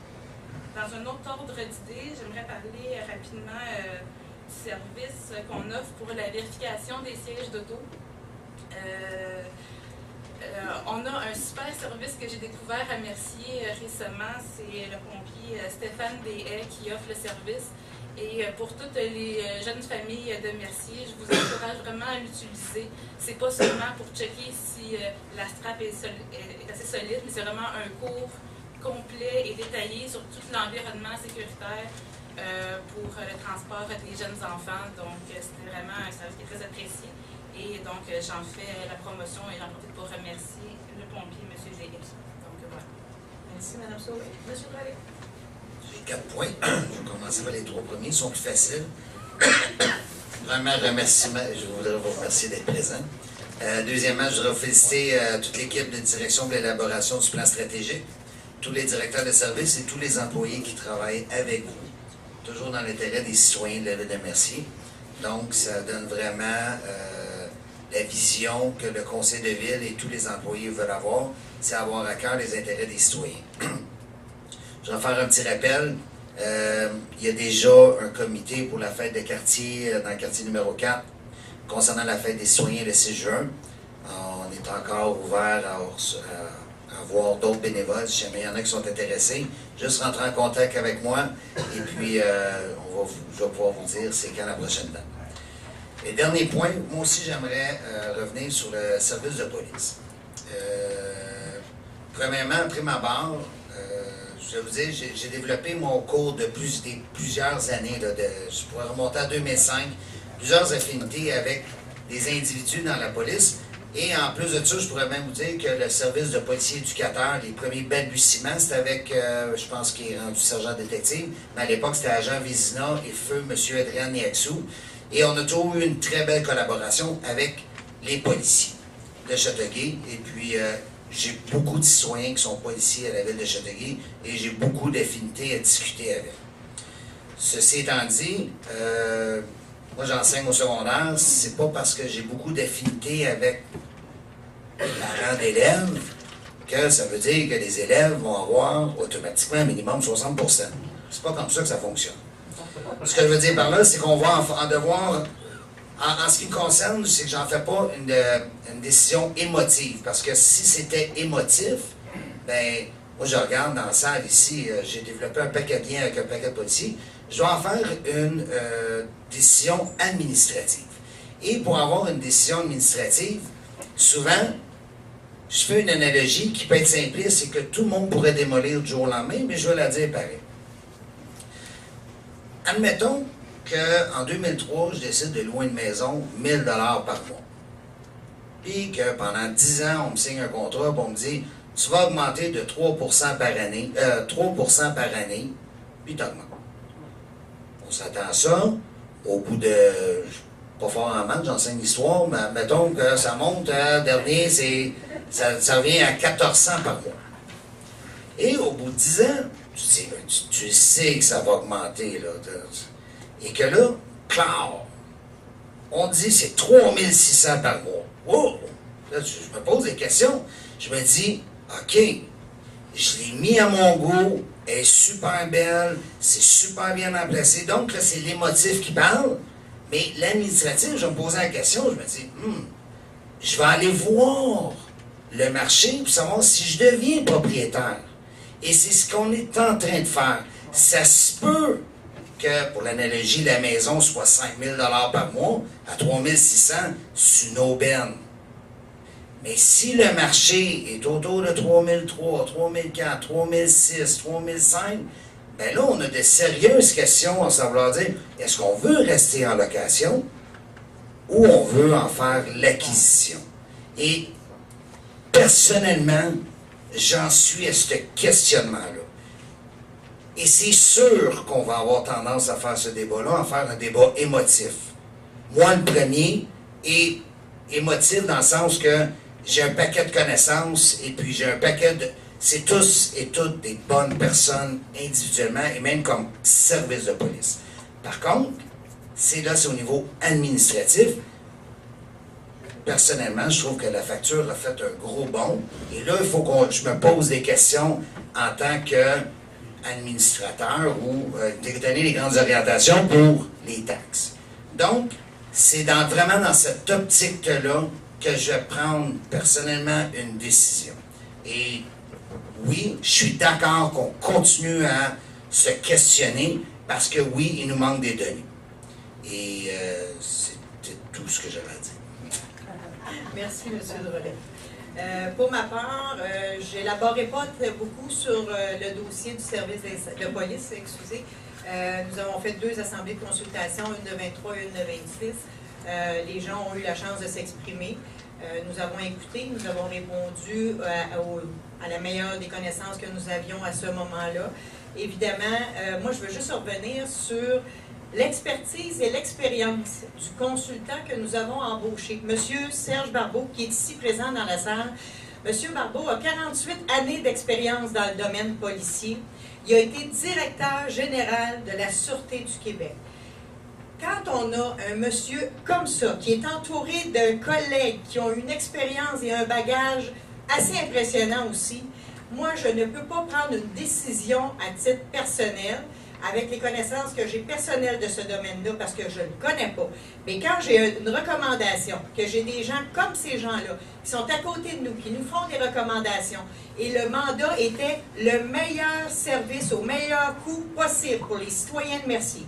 Et la recommandation a été de continuer à aller de l'avant et que la consultation des citoyens qu'on a, c'est sûr qu'il y en a qui ne sont pas pour, mais la grosse majorité des gens à qui on a parlé, ils sont en faveur qu'on continue dans notre processus d'avancement et qu'au même coût que Châteauguay nous charge actuellement, les gens nous disent qu'il faut reprendre l'autonomie de notre service. Moi, je suis à l'écoute de ces gens-là. Ceci étant dit, si le plan d'affaires, comme on disait tantôt, en bout de piste démontre que ce n'est pas le résultat final, ce que je doute au moment où je vous parle, bien, c'est sûr qu'on va reculer. On n'est pas épais. On n'est pas là pour défendre des intérêts de quelques personnes, que ce soit autres que celles des citoyens pour lesquels on a été élus. Et c'est comme ça qu'on va le faire. Mme Manderson vous a dit que son intégrité était non négociable. C'est la même chose pour moi. Et je m'excuse, mais quand des gens viennent distribuer des tracts où ils viennent dire qu'on va démolir un service de police alors qu'on n'a même pas de service de police actuellement à Mercier, on ne peut pas le démolir, il appartient à Châteauguay. Je trouve que c'est de véhiculer de fausses informations et c'est pas vrai que je vais embarquer là-dedans. Et je n'irai pas non plus répondre à des commentaires qui sont faits dans les journaux parce que je trouve que le débat se doit d'être plus élevé que ça. Quand on vient dire dans un journal qu'un poste de police prend des cellules, wow! Un gars, 48 ans d'expérience dans le domaine policier, qui a été directeur général de la Sûreté du Québec, je ne peux pas croire qu'on peut s'imaginer qu'il n'a pas pensé que ça prenait des cellules dans le poste de police.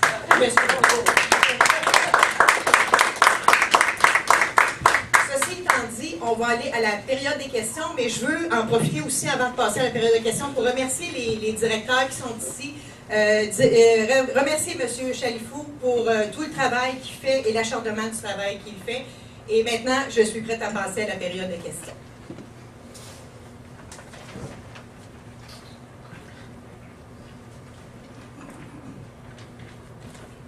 Bonsoir, Patrice Dubuc, président de l'Alpha-Vert.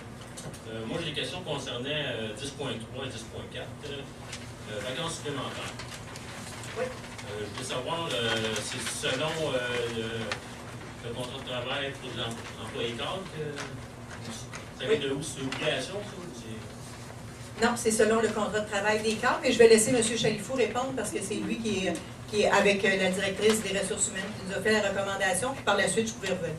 En fait, il est prévu que quand les cadres arrivent pour travailler à la ville de Mercier... Pouvez-vous prendre le micro, monsieur? Oui. Quand les cadres arrivent à la ville de Mercier pour travailler, ils ont déjà une expérience municipale. Il est possible pour la ville de tenir en compte leur ancienneté pour établir le quantum de vacances. Dans le cas de Marie-André, Ça avait été fait dans le sens qu'on s'était entendu, mais malheureusement, dans la résolution, ça n'avait pas été fait.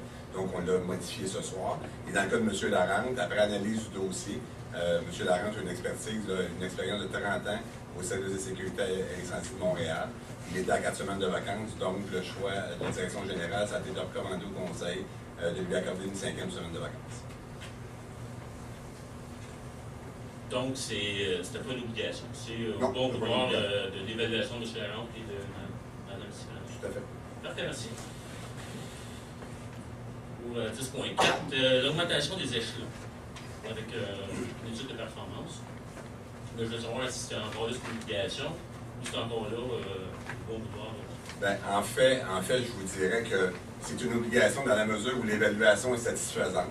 Automatiquement, ce qui est prévu dans l'entente avec les cadres qui est valide jusqu'à la fin de 2017, c'est qu'ils gravissent d'un échelon. Et s'ils ont atteint le 12e échelon, et l'évaluation est satisfaisante, ils obtiennent à ce moment-là 1% d'augmentation de salaire intégrée à l'échelle salariale. C'est prévu, c'est comme ça. Ça, c'est pas. C'est dans le contrat, dans l'entente de travail. Je voudrais juste apporter la précision suivante. Le précédent conseil et la précédente administration octroyaient de façon automatique, sans faire d'évaluation, de performance, la gradation des échelons. En 2013, quand on a été élu, nous, on a demandé à ce que ce soit gelé parce qu'on voulait avoir le temps d'analyser la situation, d'embaucher notre directeur général qui puisse voir la structure puis voir le déroulement pour ensuite être en mesure de faire une évaluation. Non, c'est parfait, c'est très logique même de prendre un an pour vérifier le tout. Je vous remercie. J'ai une autre question aussi. Concernant 11.1, l'achat d'un véhicule d'urgence 2015, oui. Fin d'utilisation d'état-major. Je suis pompier, je sais que là, 2 ans, on a acheté un camion Ford.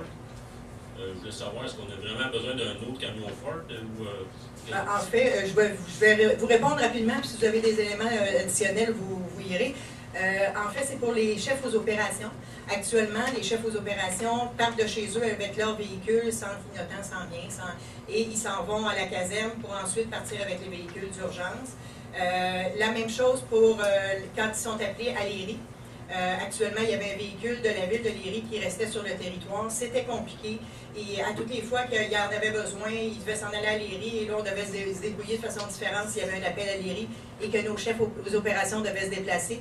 Donc, ce qui nous a été suggéré puis ce qu'on a accepté, c'est que le véhicule de M. Larente qu'il y a eu en 2012, début 2013, je ne me souviens pas, va être transféré au chef aux opérations. Et le nouveau véhicule va aller au directeur d'incendie. Est-ce que ça répond à votre question? Oui, c'est assez clair. Okay, mais là, en discutant comme ça, j'ai une autre question. Allez-y, on est là pour je sais ça. que Ville de Mercier a pris la direction du service d'incendie de Léry. Oui.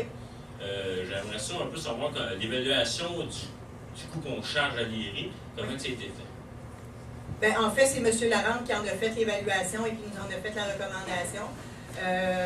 De mémoire, la première année qui a été échue là, le mois passé, je crois, c'est 60 000 $ par année. Ça inclut juste le temps du directeur d'incendie et du préventionniste. Quand c'est les chefs aux opérations qui, eux, sortent pour aller sur un incendie, c'est chargé à l'heure. C'est pas inclus. Là. Parfait, merci beaucoup. Merci. Merci aussi. Est-ce qu'il y a d'autres questions?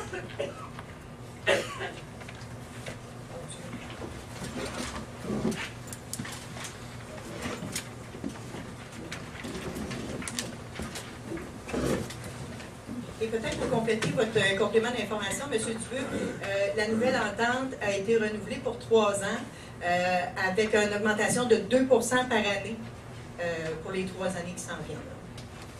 Merci beaucoup. Merci. Oui. J'ai une question concernant Saint-Jean-Baptiste. Oui. Dans la rencontre, le conseil a mentionné les joueurs qui avaient une subvention pour la Saint-Jean-Baptiste qui était au montant de 20 ou 22 000 $. Je souhaiterais savoir la nature de cette subvention. On est D'accord. Okay. Donc, à la réunion du conseil municipal, certains conseils municipaux ont mentionné que la Ville de Mercier avait reçu une subvention pour l'organisation de Saint-Jean-Baptiste, au montant de 20 ou 22 000 $. J'aimerais savoir la nature de cette subvention. OK. Bien, le moment venu, il y aura conférence de presse pour annoncer le tout. Donc, on n'est pas rendu à cette étape-là actuellement. Oui, mais on l'a annoncé à la dernière séance du Conseil. Non, on a annoncé qu'il y avait une subvention qui était autour de 20 000 $, mais on est encore en négociation avec les gens. Donc, on n'est pas à l'étape d'annoncer quoi que ce soit ce soir. Okay. Est-ce qu'il y a des obligations qui sont reliées à cette subvention-là? Non. Il n'y a pas d'obligations qui sont reliées avec l'octroi de cette subvention-là? Non. Donc, c'est une subvention gouvernementale? Oui. Donc, le gouvernement, même en période d'austérité, donne de l'argent sans obligation? Ça, vous lui poserez la question à eux.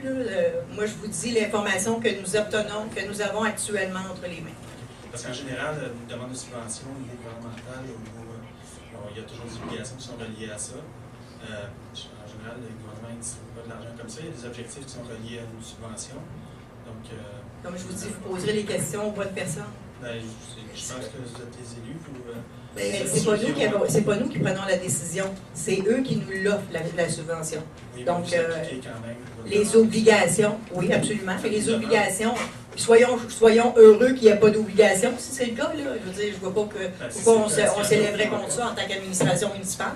Est-ce qu'il y en a ou il n'y en a pas? À la connaissance qu'on a actuellement, il n'y en a pas. Okay. Mais normalement, quand on fait une demande de subvention, il y a un barème d'application pour une demande de subvention. Sûrement, ça doit dépendre des critères et des subventions qui sont disponibles. Donc, dans le formulaire, pour une demande d'application de subvention, il y a... On n'est pas rendu au formulaire encore. Ah, on n'est pas rendu au formulaire? Non. Ah, donc, vous n'avez pas eu la subvention? Non, on a la semaine dit qu'on dernière, était... vous avez dit que vous aviez une subvention de la à la fin de la séance du Conseil. Monsieur Simon, vous avez quelque chose à dire? Oui, si on compare, mettons, Québec et Montréal, Québec fait partie de la Fête nationale de Québec. C'est le mouvement national qui donne la subvention. La Fête nationale de Montréal, ce n'est pas le mouvement national, c'est directement le gouvernement du Québec. Et le gouvernement n'a aucun droit de regard sur l'administration et la gestion de... D'ailleurs, il parle de déménager la Fête nationale de Montréal le 23 en même temps que celle de Québec. Donc, même de déménager d'endroit, il n'y a aucun pouvoir du gouvernement de dire non, tu peux plus faire ça le 24. Mais c'est une subvention qui est octroyée par le Mouvement national des Québécois. Les autres, ils ont des critères pour octroyer une subvention. C'est pour ça qu'on vous disait le mois passé qu'on n'était pas certain de réappliquer pour avoir cette subvention-là, parce qu'il y avait trop de critères qui s'y rattachaient. Mais vous avez fait mention lors de la dernière séance du Conseil qu'il y avait une possibilité de subvention.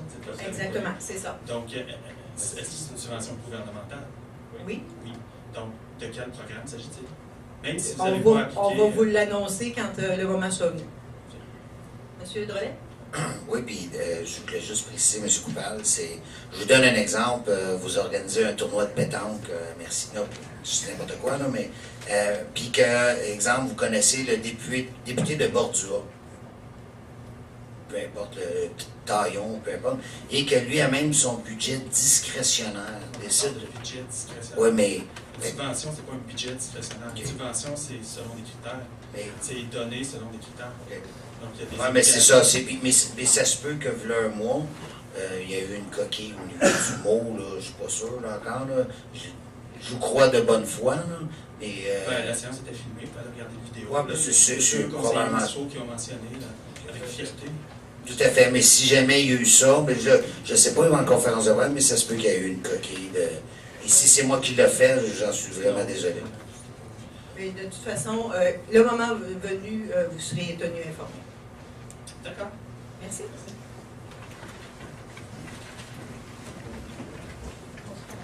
Bonsoir. Voici sur le temps qui va donner. Mon fils, il trouve que ça roule vite. C'est pour ça qu'on est en train de faire des évaluations pour mettre des mesures d'atténuation. On a des projets pilotes qui vont rentrer en place. Là. Bien, on a 40 km à l'heure qui est rentré en fonction de la rue de l'Église à la rue José-Pelletier. Si ça s'avère concluant comme on le souhaite, cette mesure-là va être étendue dans le restant de la ville.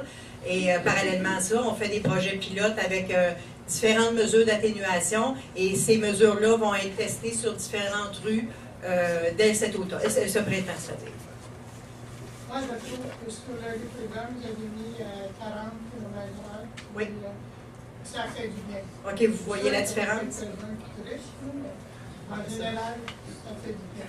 Parfait. Maintenant, on a des gros camions pommes qui passent sur notre rue. Pourtant, il y a un écriteau, c'est marqué pas de camion. C'est toujours le même camion pommes. Bien, c'est sûr que... C'est pas le magasin de pommes sur la rue Courban. Non, mais c'est sûr, si le conducteur demeure sur cette rue-là, il y a peut-être des chances qu'il passe effectivement. C'est ça. Vous avez compris pareil parce que je disais. Merci. Maintenant, je trouve ça beau de vouloir vraiment agrandir la ville, remercier, mais on se demande si les égouts qui ont été faits pour se suppose tant de personnes, si vous agrandissez la ville, les tuyaux, on a, nous autres, pour les égouts chez nous, je suppose que ça a été fait pour un certain nombre de personnes. Ouais, ben, il y a des égouts qui sont connecteurs. Ces égouts-là, ils ont été prévus en fonction pour la grosseur que la ville peut prendre comme proportion. Je vois monsieur Lemieux qui fait un signe de tête, là, donc peut-être que monsieur Lemieux peut apporter des éléments d'information additionnels, mais peut-être prendre le micro de monsieur Roy pour répondre, que tout le monde comprenne.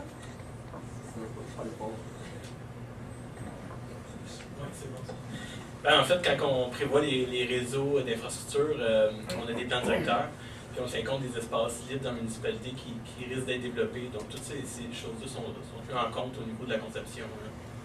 Donc, puis quand on reçoit des demandes pour des prolongements de réseau, on vérifie les débits prévus, si notre réseau est capable de l'accepter.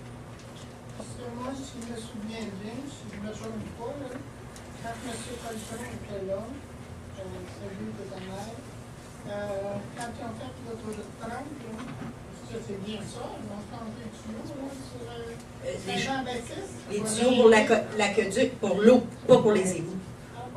Non, les égouts, on ne s'en va pas du tout se connecter avec Châteauguay. Ça s'en va à notre usine, à nous, ici, à Mercier.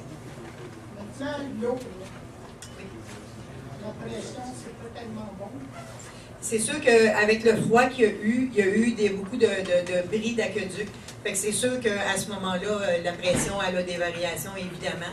Et comme on a un bout d'aqueduc qui est complètement désuet, qu'on doit changer dès ce printemps, il y a eu beaucoup de bris à cet endroit-là et on a dû baisser un peu la pression dans ce secteur-là pour éviter que ça continue à péter parce que juste en une nuit, il y a eu 4 bris dans le même trou. Aussitôt qu'il remettait un peu de pression dans le tuyau, ça brisait tout de suite à côté. Donc, c'est la raison pour laquelle il peut y avoir eu effectivement des variations d'eau. Est-ce que ça va être mieux pour l'été? On va travailler fort pour ça, effectivement. Parce que moi, j'ai eu de la visite au fait, mais là, c'était pas les gros froids, là, mais c'était lourd. J'ai eu de la visite d'Ontario. Ils ont trouvé que la pression, mais douce, c'était pas pareil. OK. On va travailler là-dessus. M. Roy est en charge de ce secteur-là dans les travaux publics. Donc, M. Roy va travailler fort là-dessus. Merci. Merci, Mme Perron.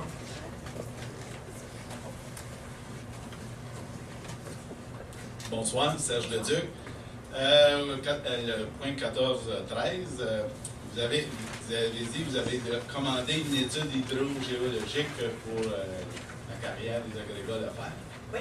À ma souvenance, le mois dernier, pour la thèse 152, vous n'avez pas commandé d'études hydrogéologiques. On ne parle pas du tout de la même chose. Ben non, mais je veux dire, on parlait d'un cours d'eau, on s'astinait sur la pertinence d'un cours d'eau qui est à un débit régulier ou intermittent. Et puis, dans le fond... On compare vraiment des pommes avec des citrouilles, là. Vraiment, là, on ne peut pas comparer deux dossiers comme ça. Non, mais vous avez commandé une étude pour la carrière, puis je ne vois pas pourquoi faire... On a commandé une étude qui a des impacts directement sur une nappe phréatique qui est la plus grande nappe phréatique au Québec et qui est contaminée par la pire des catastrophes environnementales en Amérique du Nord. Et notre devoir de citoyen, autant pour nous que pour les générations qui s'en viennent, c'est de s'assurer qu'on va protéger cette ressource-là. Et là, on vient comparer cette ressource-là, qui est une mine, avec un cours d'eau intermittent qui est sec l'été. On compare vraiment deux choses qui ne se comparent pas du tout. Mais c'est des professionnels qui font les études. Mais c'est des professionnels qui ont aussi analysé la carte du Québec pour dire que ce cours d'eau-là est intermittent. Et la MRC, qui est en charge des cours d'eau, a aussi déterminé que c'était un cours d'eau intermittent. Et les employés de la ville, 3, je vous l'ai dit, puis je le répète, ont fait sous serment qu'en 2014, le cours d'eau était à sec. Donc, on ne dépensera pas pour faire une étude d'expert en hydrogéologie pour un cours d'eau qui est à sec l'été. Je pense que les implications sur la Terre 152 semblent être assez concernant certains citoyens. Pour des citoyens qui ne veulent pas de voisins en arrière, c'est clair. OK. À un autre point de vue, sur la police, lors des audiences publiques, il y avait été mention que Beauharnois et Châteauguay, en fin de compte, avaient 80%, si on peut dire, des crimes. Ou en fin de compte, je sais qu'on avait fait référence à ça pendant l'étude.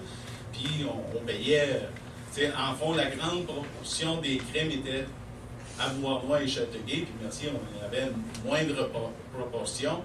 Puis on se trouvait à payer, on disait, plus que la portion de crimes. Mais dans le fond, ça ne tient pas la route, ça, quand on tient compte des crimes, parce que ça veut dire, premièrement, soit que le service de police est efficace, mais si les crimes ne sont pas. Ça voudrait dire à ce point-là que s'il n'y a pas de crime, on ne devrait pas payer. Fait que ça ne tient pas la route. Non, je vais vous dire que vous faites encore une fois un parallèle qui est un peu boiteux. Premièrement, cette statistique-là, c'est moi qui l'ai sortie. Et je l'ai sortie suite à un commentaire de la première séance de consultation où certaines personnes disaient, si vous avez un premier accident, votre véhicule ou vos policiers vont être affectés à cet accident-là. Puis s'il y en a un deuxième, bien là, vous n'aurez pas personne. Bien moi, avec cette statistique-là, puis on l'a vécu aussi cette semaine, il y a eu un accident sur Sainte-Marguerite, et dès le premier accident, ça a pris 45 minutes avant que le véhicule arrive, puis il y avait juste un accident sur le territoire de la ville de Mercier. Ça a pris 45 minutes. C'est arrivé avant la police. C'est en temps réel sur Facebook. Pour moi, c'est un citoyen qui l'a mis. C'est pas moi, c'est un citoyen qui l'a mis sur Facebook. Donc, quand en temps réel, 40 minutes avant que l'autopatrouille arrive. L'autopatrouille est à l'heure. Donc, quand on veut faire des parallèles, puis qu'on veut faire des comparables, il faut s'assurer qu'on a tous les éléments en main. Et quand j'ai monté ce tableau-là, et que M. Chalifou a participé avec moi à monter ce tableau-là, c'était vraiment pour donner un portrait que la criminalité... vous savez, s'il y a 6 véhicules à Châteauguay, comme il avait été mentionné durant nos consultations, et que 85% des interventions se passent à Châteauguay par Beauharnois, le risque qu'on n'ait pas de policiers sur le territoire, dès le premier accident, il est présent. C'est en ce sens-là qu'on le fait. OK. Merci. Sur Facebook, je l'ai bien partagé vers le sort, je pense. Je vais l'avoir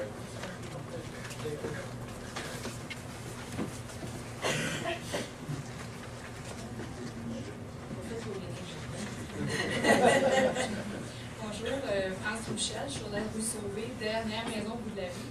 Il est arrivé un événement lors d'une petite tempête de vent, plus que de neige. J'ai dû appeler à la ville pour qu'on vienne déneiger la rue, pas mon entrée. Donc, j'ai appelé, dans le fond, au service d'urgence sur Internet, j'ai vu le numéro. Puis le service a été quand même rapide, mais quand même juste à 8h quelques qu'on m'a téléphoné. Donc, je me demandais, quand il arrive des choses vraiment urgentes, un conduit d'eau qui brise en pleine nuit, est-ce que c'est toujours le même numéro qu'on téléphone? Y a-t-il quelque chose comme moi, c'était pas hyper urgent, j'ai juste manqué une journée de travail. C'était fun. Je veux juste être sûre que je comprends bien. Le numéro que vous avez appelé, on ne vous a pas répondu? Bien, c'était un répondeur, j'ai dû laisser le message, mais j'ai pensé qu'à 8h, aussitôt que la personne rentrait travailler, que j'aurais l'appel. C'est pas normal, parce qu'il y a un numéro d'urgence, et ce numéro-là, 24 heures sur 24, quelqu'un doit répondre. Bon, ben, donc, si vous êtes en mesure de me donner la date et l'heure, comment c'est arrivé, là, je me rappelle, là, j'ai été... Mais... oui, c'est ça. Donc, mais c'est pas pour me plaindre, parce que quand même, le service, ça a été rapide, mais je me questionnais par rapport s'il y a un bris d'eau ou quelque chose. Je veux dire, c'est pas juste à 8 heures qu'on a besoin de venir, mais je voulais quand même remercier là, le monsieur dans Pépine et tout. C'était correct, là, mais c'était juste un questionnement par rapport à quelque chose qui était vraiment plus urgent. Je le prends beaucoup plus comme étant un commentaire constructif qu'un commentaire négatif, et ça va nous permettre de s'assurer que le numéro d'urgence qui est à la portée des citoyens soit vraiment qu'il y ait quelqu'un qui réponde. Parfait. Bon, Merci. J'avais juste une autre petite question. Oui, allez-y. Je n'étais pas sûre d'avoir bien saisi là, le 14.4 sur MRC, règlement 109 cours d'eau. Ça concernait quoi? Ben, en fait, la MRC a juridiction sur les cours d'eau de toute la MRC et plutôt que d'embaucher des gens à la MRC pour aller faire un déblaiement de cours d'eau qui serait obstrué par des choses. Les employés municipaux, c'est un castor, c'est l'employé municipal qui va la nettoyer. Donc, On c'est parle plus de rivières, genre la rivière Châteauguay, là. Non, ça, c'est pas couvert par la MRC. C'est vraiment des cours d'eau comme le cours d'eau. Nabu, là, finalement. Oui, effectivement. Effectivement. C'est de juridiction de la MRC, mais ce sont les employés de la ville qui vont faire le nettoiement s'il y a quelque chose. OK. Donc, est-ce qu'il pourrait y avoir des inspecteurs, genre, qui vont passer, parce qu'il y a beaucoup de maisons, c'est des vieilles maisons, là, dans les nouveaux secteurs, autour du roi, tout ça, ils ont espacé les maisons, hein, parce que tu as un 10 mètres de la rivière, parce que c'est comme une rivière, là, même si ça a été creusé de main d'homme. Là. Puis ils ont une marge de protection. Oui, sauf que les vieilles maisons, on est comme dans le 10 mètres. J'ai la moitié de ma maison qui est dans le 10 mètres, sauf que c'est comme un droit acquis. Mais je me demandais s'il y avait eu des problèmes par rapport à ça ou, bon, c'est déjà construit, il n'y a pas trop, même si je suis dans le 10 mètres. Je croirais pas, je vous réponds rapidement comme ça, là, mais... La valeur là-dedans, c'est que tu payes des taxes pour le terrain. Oui, c'est ça. Mais non, effectivement... OK. C'est bon, c'est juste savoir s'il y a eu des changements, je ne fais pas ça. Non, pas du tout. C'est vraiment juste pour régulariser. Parfait. Merci. Est-ce qu'il y a d'autres questions? On parle de petits à grand. De main de jardin à géant. Mario Primo, pour le rue des Freins. J'ai quelques points. Je voulais remercier M. Simon pour le don qu'il fait pour on ait une belle fête nationale à Mercier. Je voulais aussi féliciter le conseil municipal. Enfin, notre municipalité, puis ça c'est en mon nom personnel, elle s'est dotée d'un plan stratégique. En tout cas, moi ça me semblait une évidence pour une municipalité comme on a, que tout le monde sache c'est quoi la mission, la vision, et puis que tous les directeurs des départements aussi aient une vision, une mission, puis aient des actions stratégiques qui s'enlignent avec le plan stratégique. Fait que je vous remercie beaucoup des efforts que vous avez consentis à monter ce plan stratégique. Et je présume, étant donné que maintenant c'est déposé, ça va sur le site Internet bientôt. Ah, puis vous allez recevoir copie à partir de demain ou vendredi? Ça part dans la poste demain. Ça part dans la poste demain, vous allez recevoir copie papier dans toutes les résidences domicile. Okay. Bien, merci beaucoup pour tous ces efforts-là. Au point 14.1, je ne sais pas si c'est une erreur de frappe, là. Dans l'approbation, non? Non, il n'avait pas été déposé. Ah non? En 2012 et entre celle de 4 juin 2012 et le 28 janvier 2015, il n'y avait pas eu de rencontre. Ah non? OK. Parce qu'il n'y avait pas eu de demande de nouvelles rues. S'il n'y a pas de nouvelles rues. C'est bon. Pour ce qui est aussi, ben, je voulais, en tant que citoyen, avoir une pensée qui accompagne la conjointe du conseiller Philippe Rollet. Je voulais lui remettre ma pensée, mon soutien. Pour la desserte de police, moi j'ai pour mon dire que la pensée a vaut le travail. Fait donc, tous les efforts que le conseil de ville présentement met de l'avant, moi et plusieurs des personnes aussi qui m'entourent sont entièrement d'accord avec la démarche que vous entreprenez. Et puis, tant qu'on réfléchit et qu'on regarde pour voir c'est quoi les alternatives qu'on a devant nous, ben moi je pense que c'est de la très bonne gestion et je dois vous remercier et continuer vos efforts dans cette direction-là. C'est très apprécié. Je voudrais aussi mentionner que, pour une fois, notre conseil de ville travaille excessivement fort à développer des alternatives à chacune, puis ça c'est dans la desserte policière.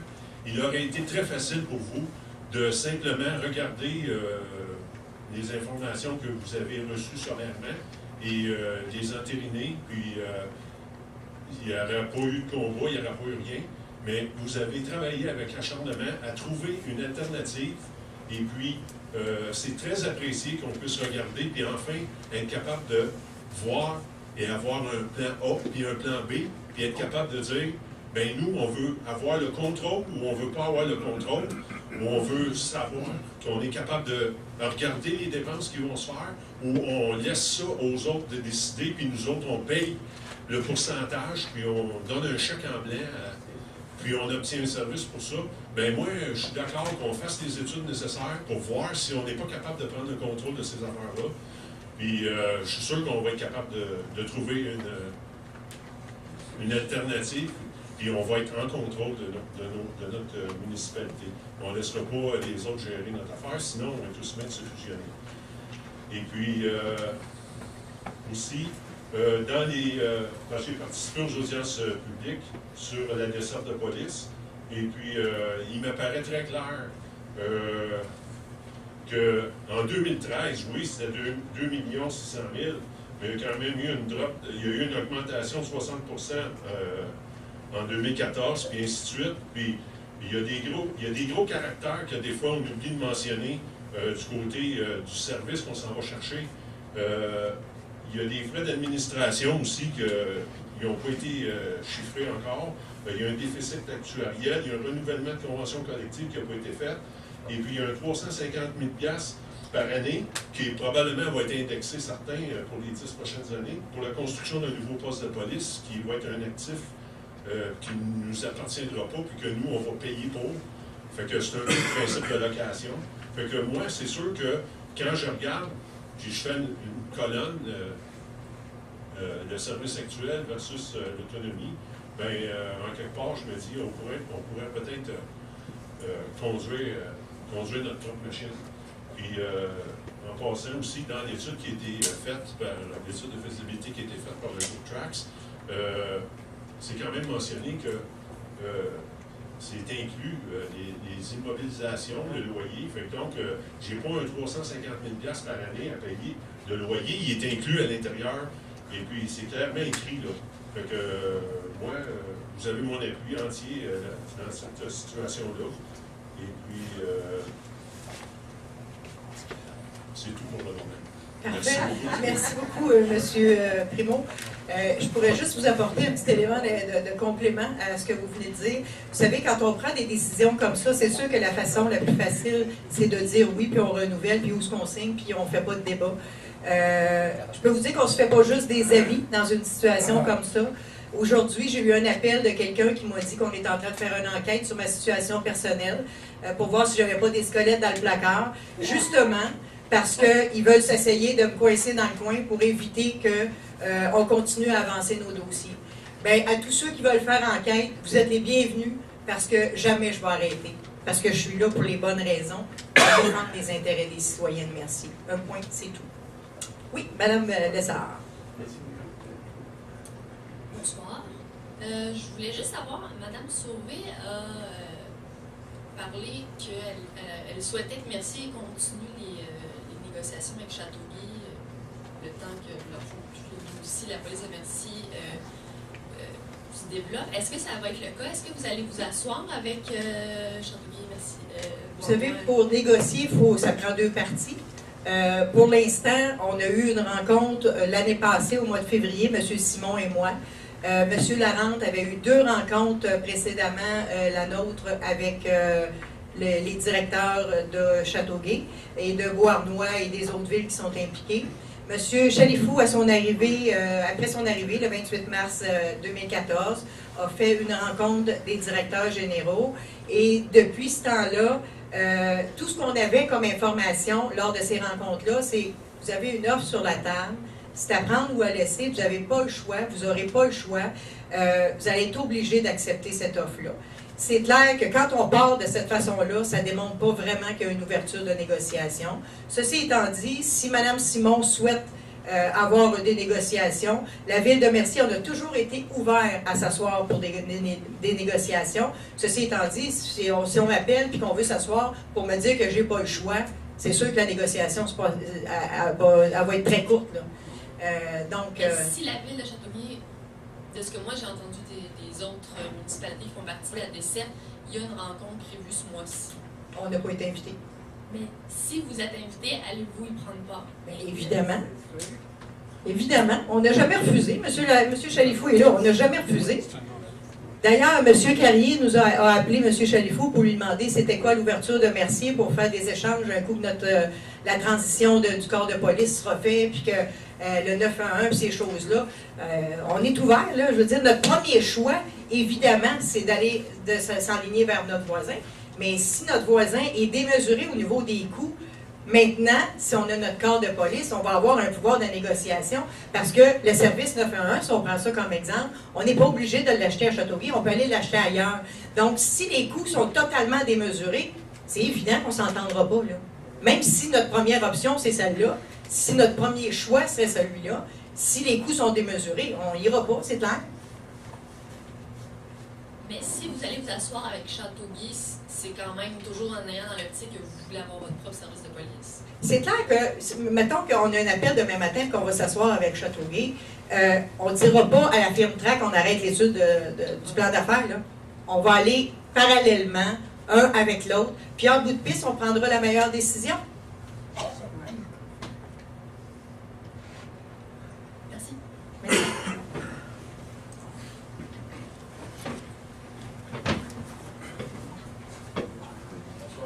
Je n'avais pas l'intention d'intervenir ce soir, sauf que je trouve dégueulasse, je ne sais pas comment le dire sans faire d'autres méchantes paroles, les gens qui vont s'attaquer à des gens personnels quand vous êtes des élus. Je trouve ça dégueulasse, petit. Si vous n'avez pas assez de couilles, Simonac, pour venir vous attaquer en conseil de ville, fermez-vous la gueule. C'est tout. C'est tout ce que j'avais à dire. Merci.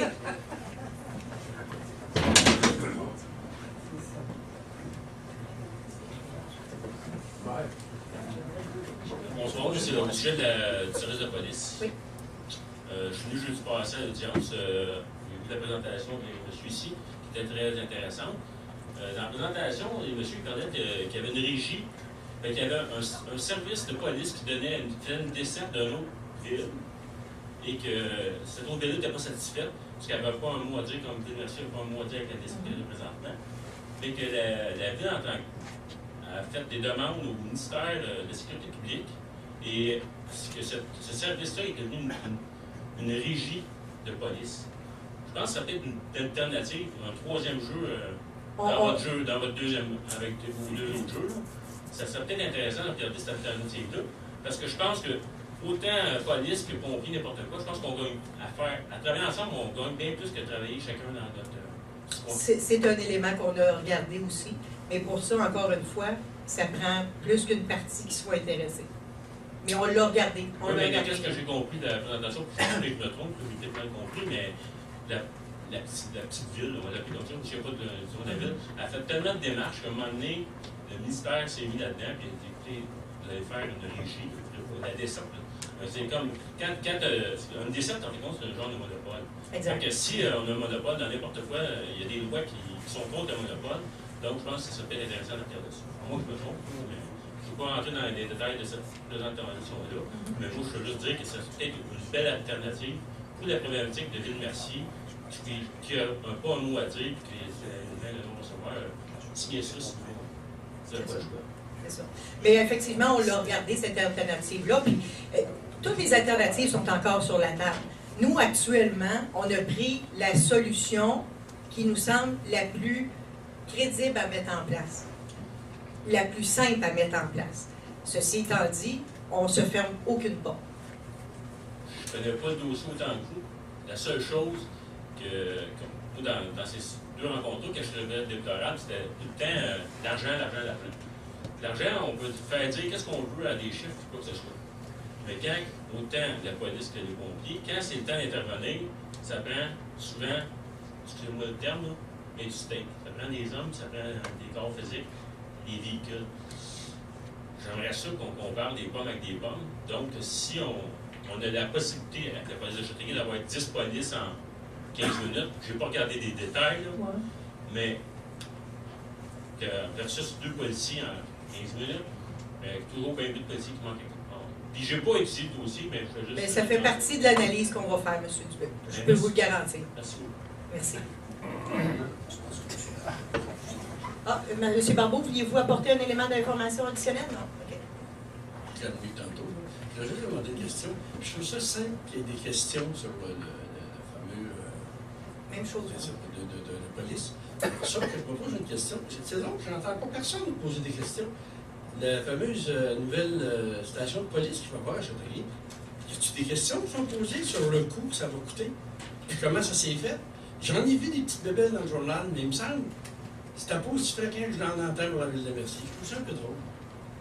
C'est bon. Merci. Est-ce qu'il y a d'autres questions? Parfait. Ça prendrait un proposeur pour la levée de l'Assemblée? Je la propose. Proposé par M. Drolet, appuyé par? J'appuie. Monsieur Lafleur. Merci beaucoup tout le monde.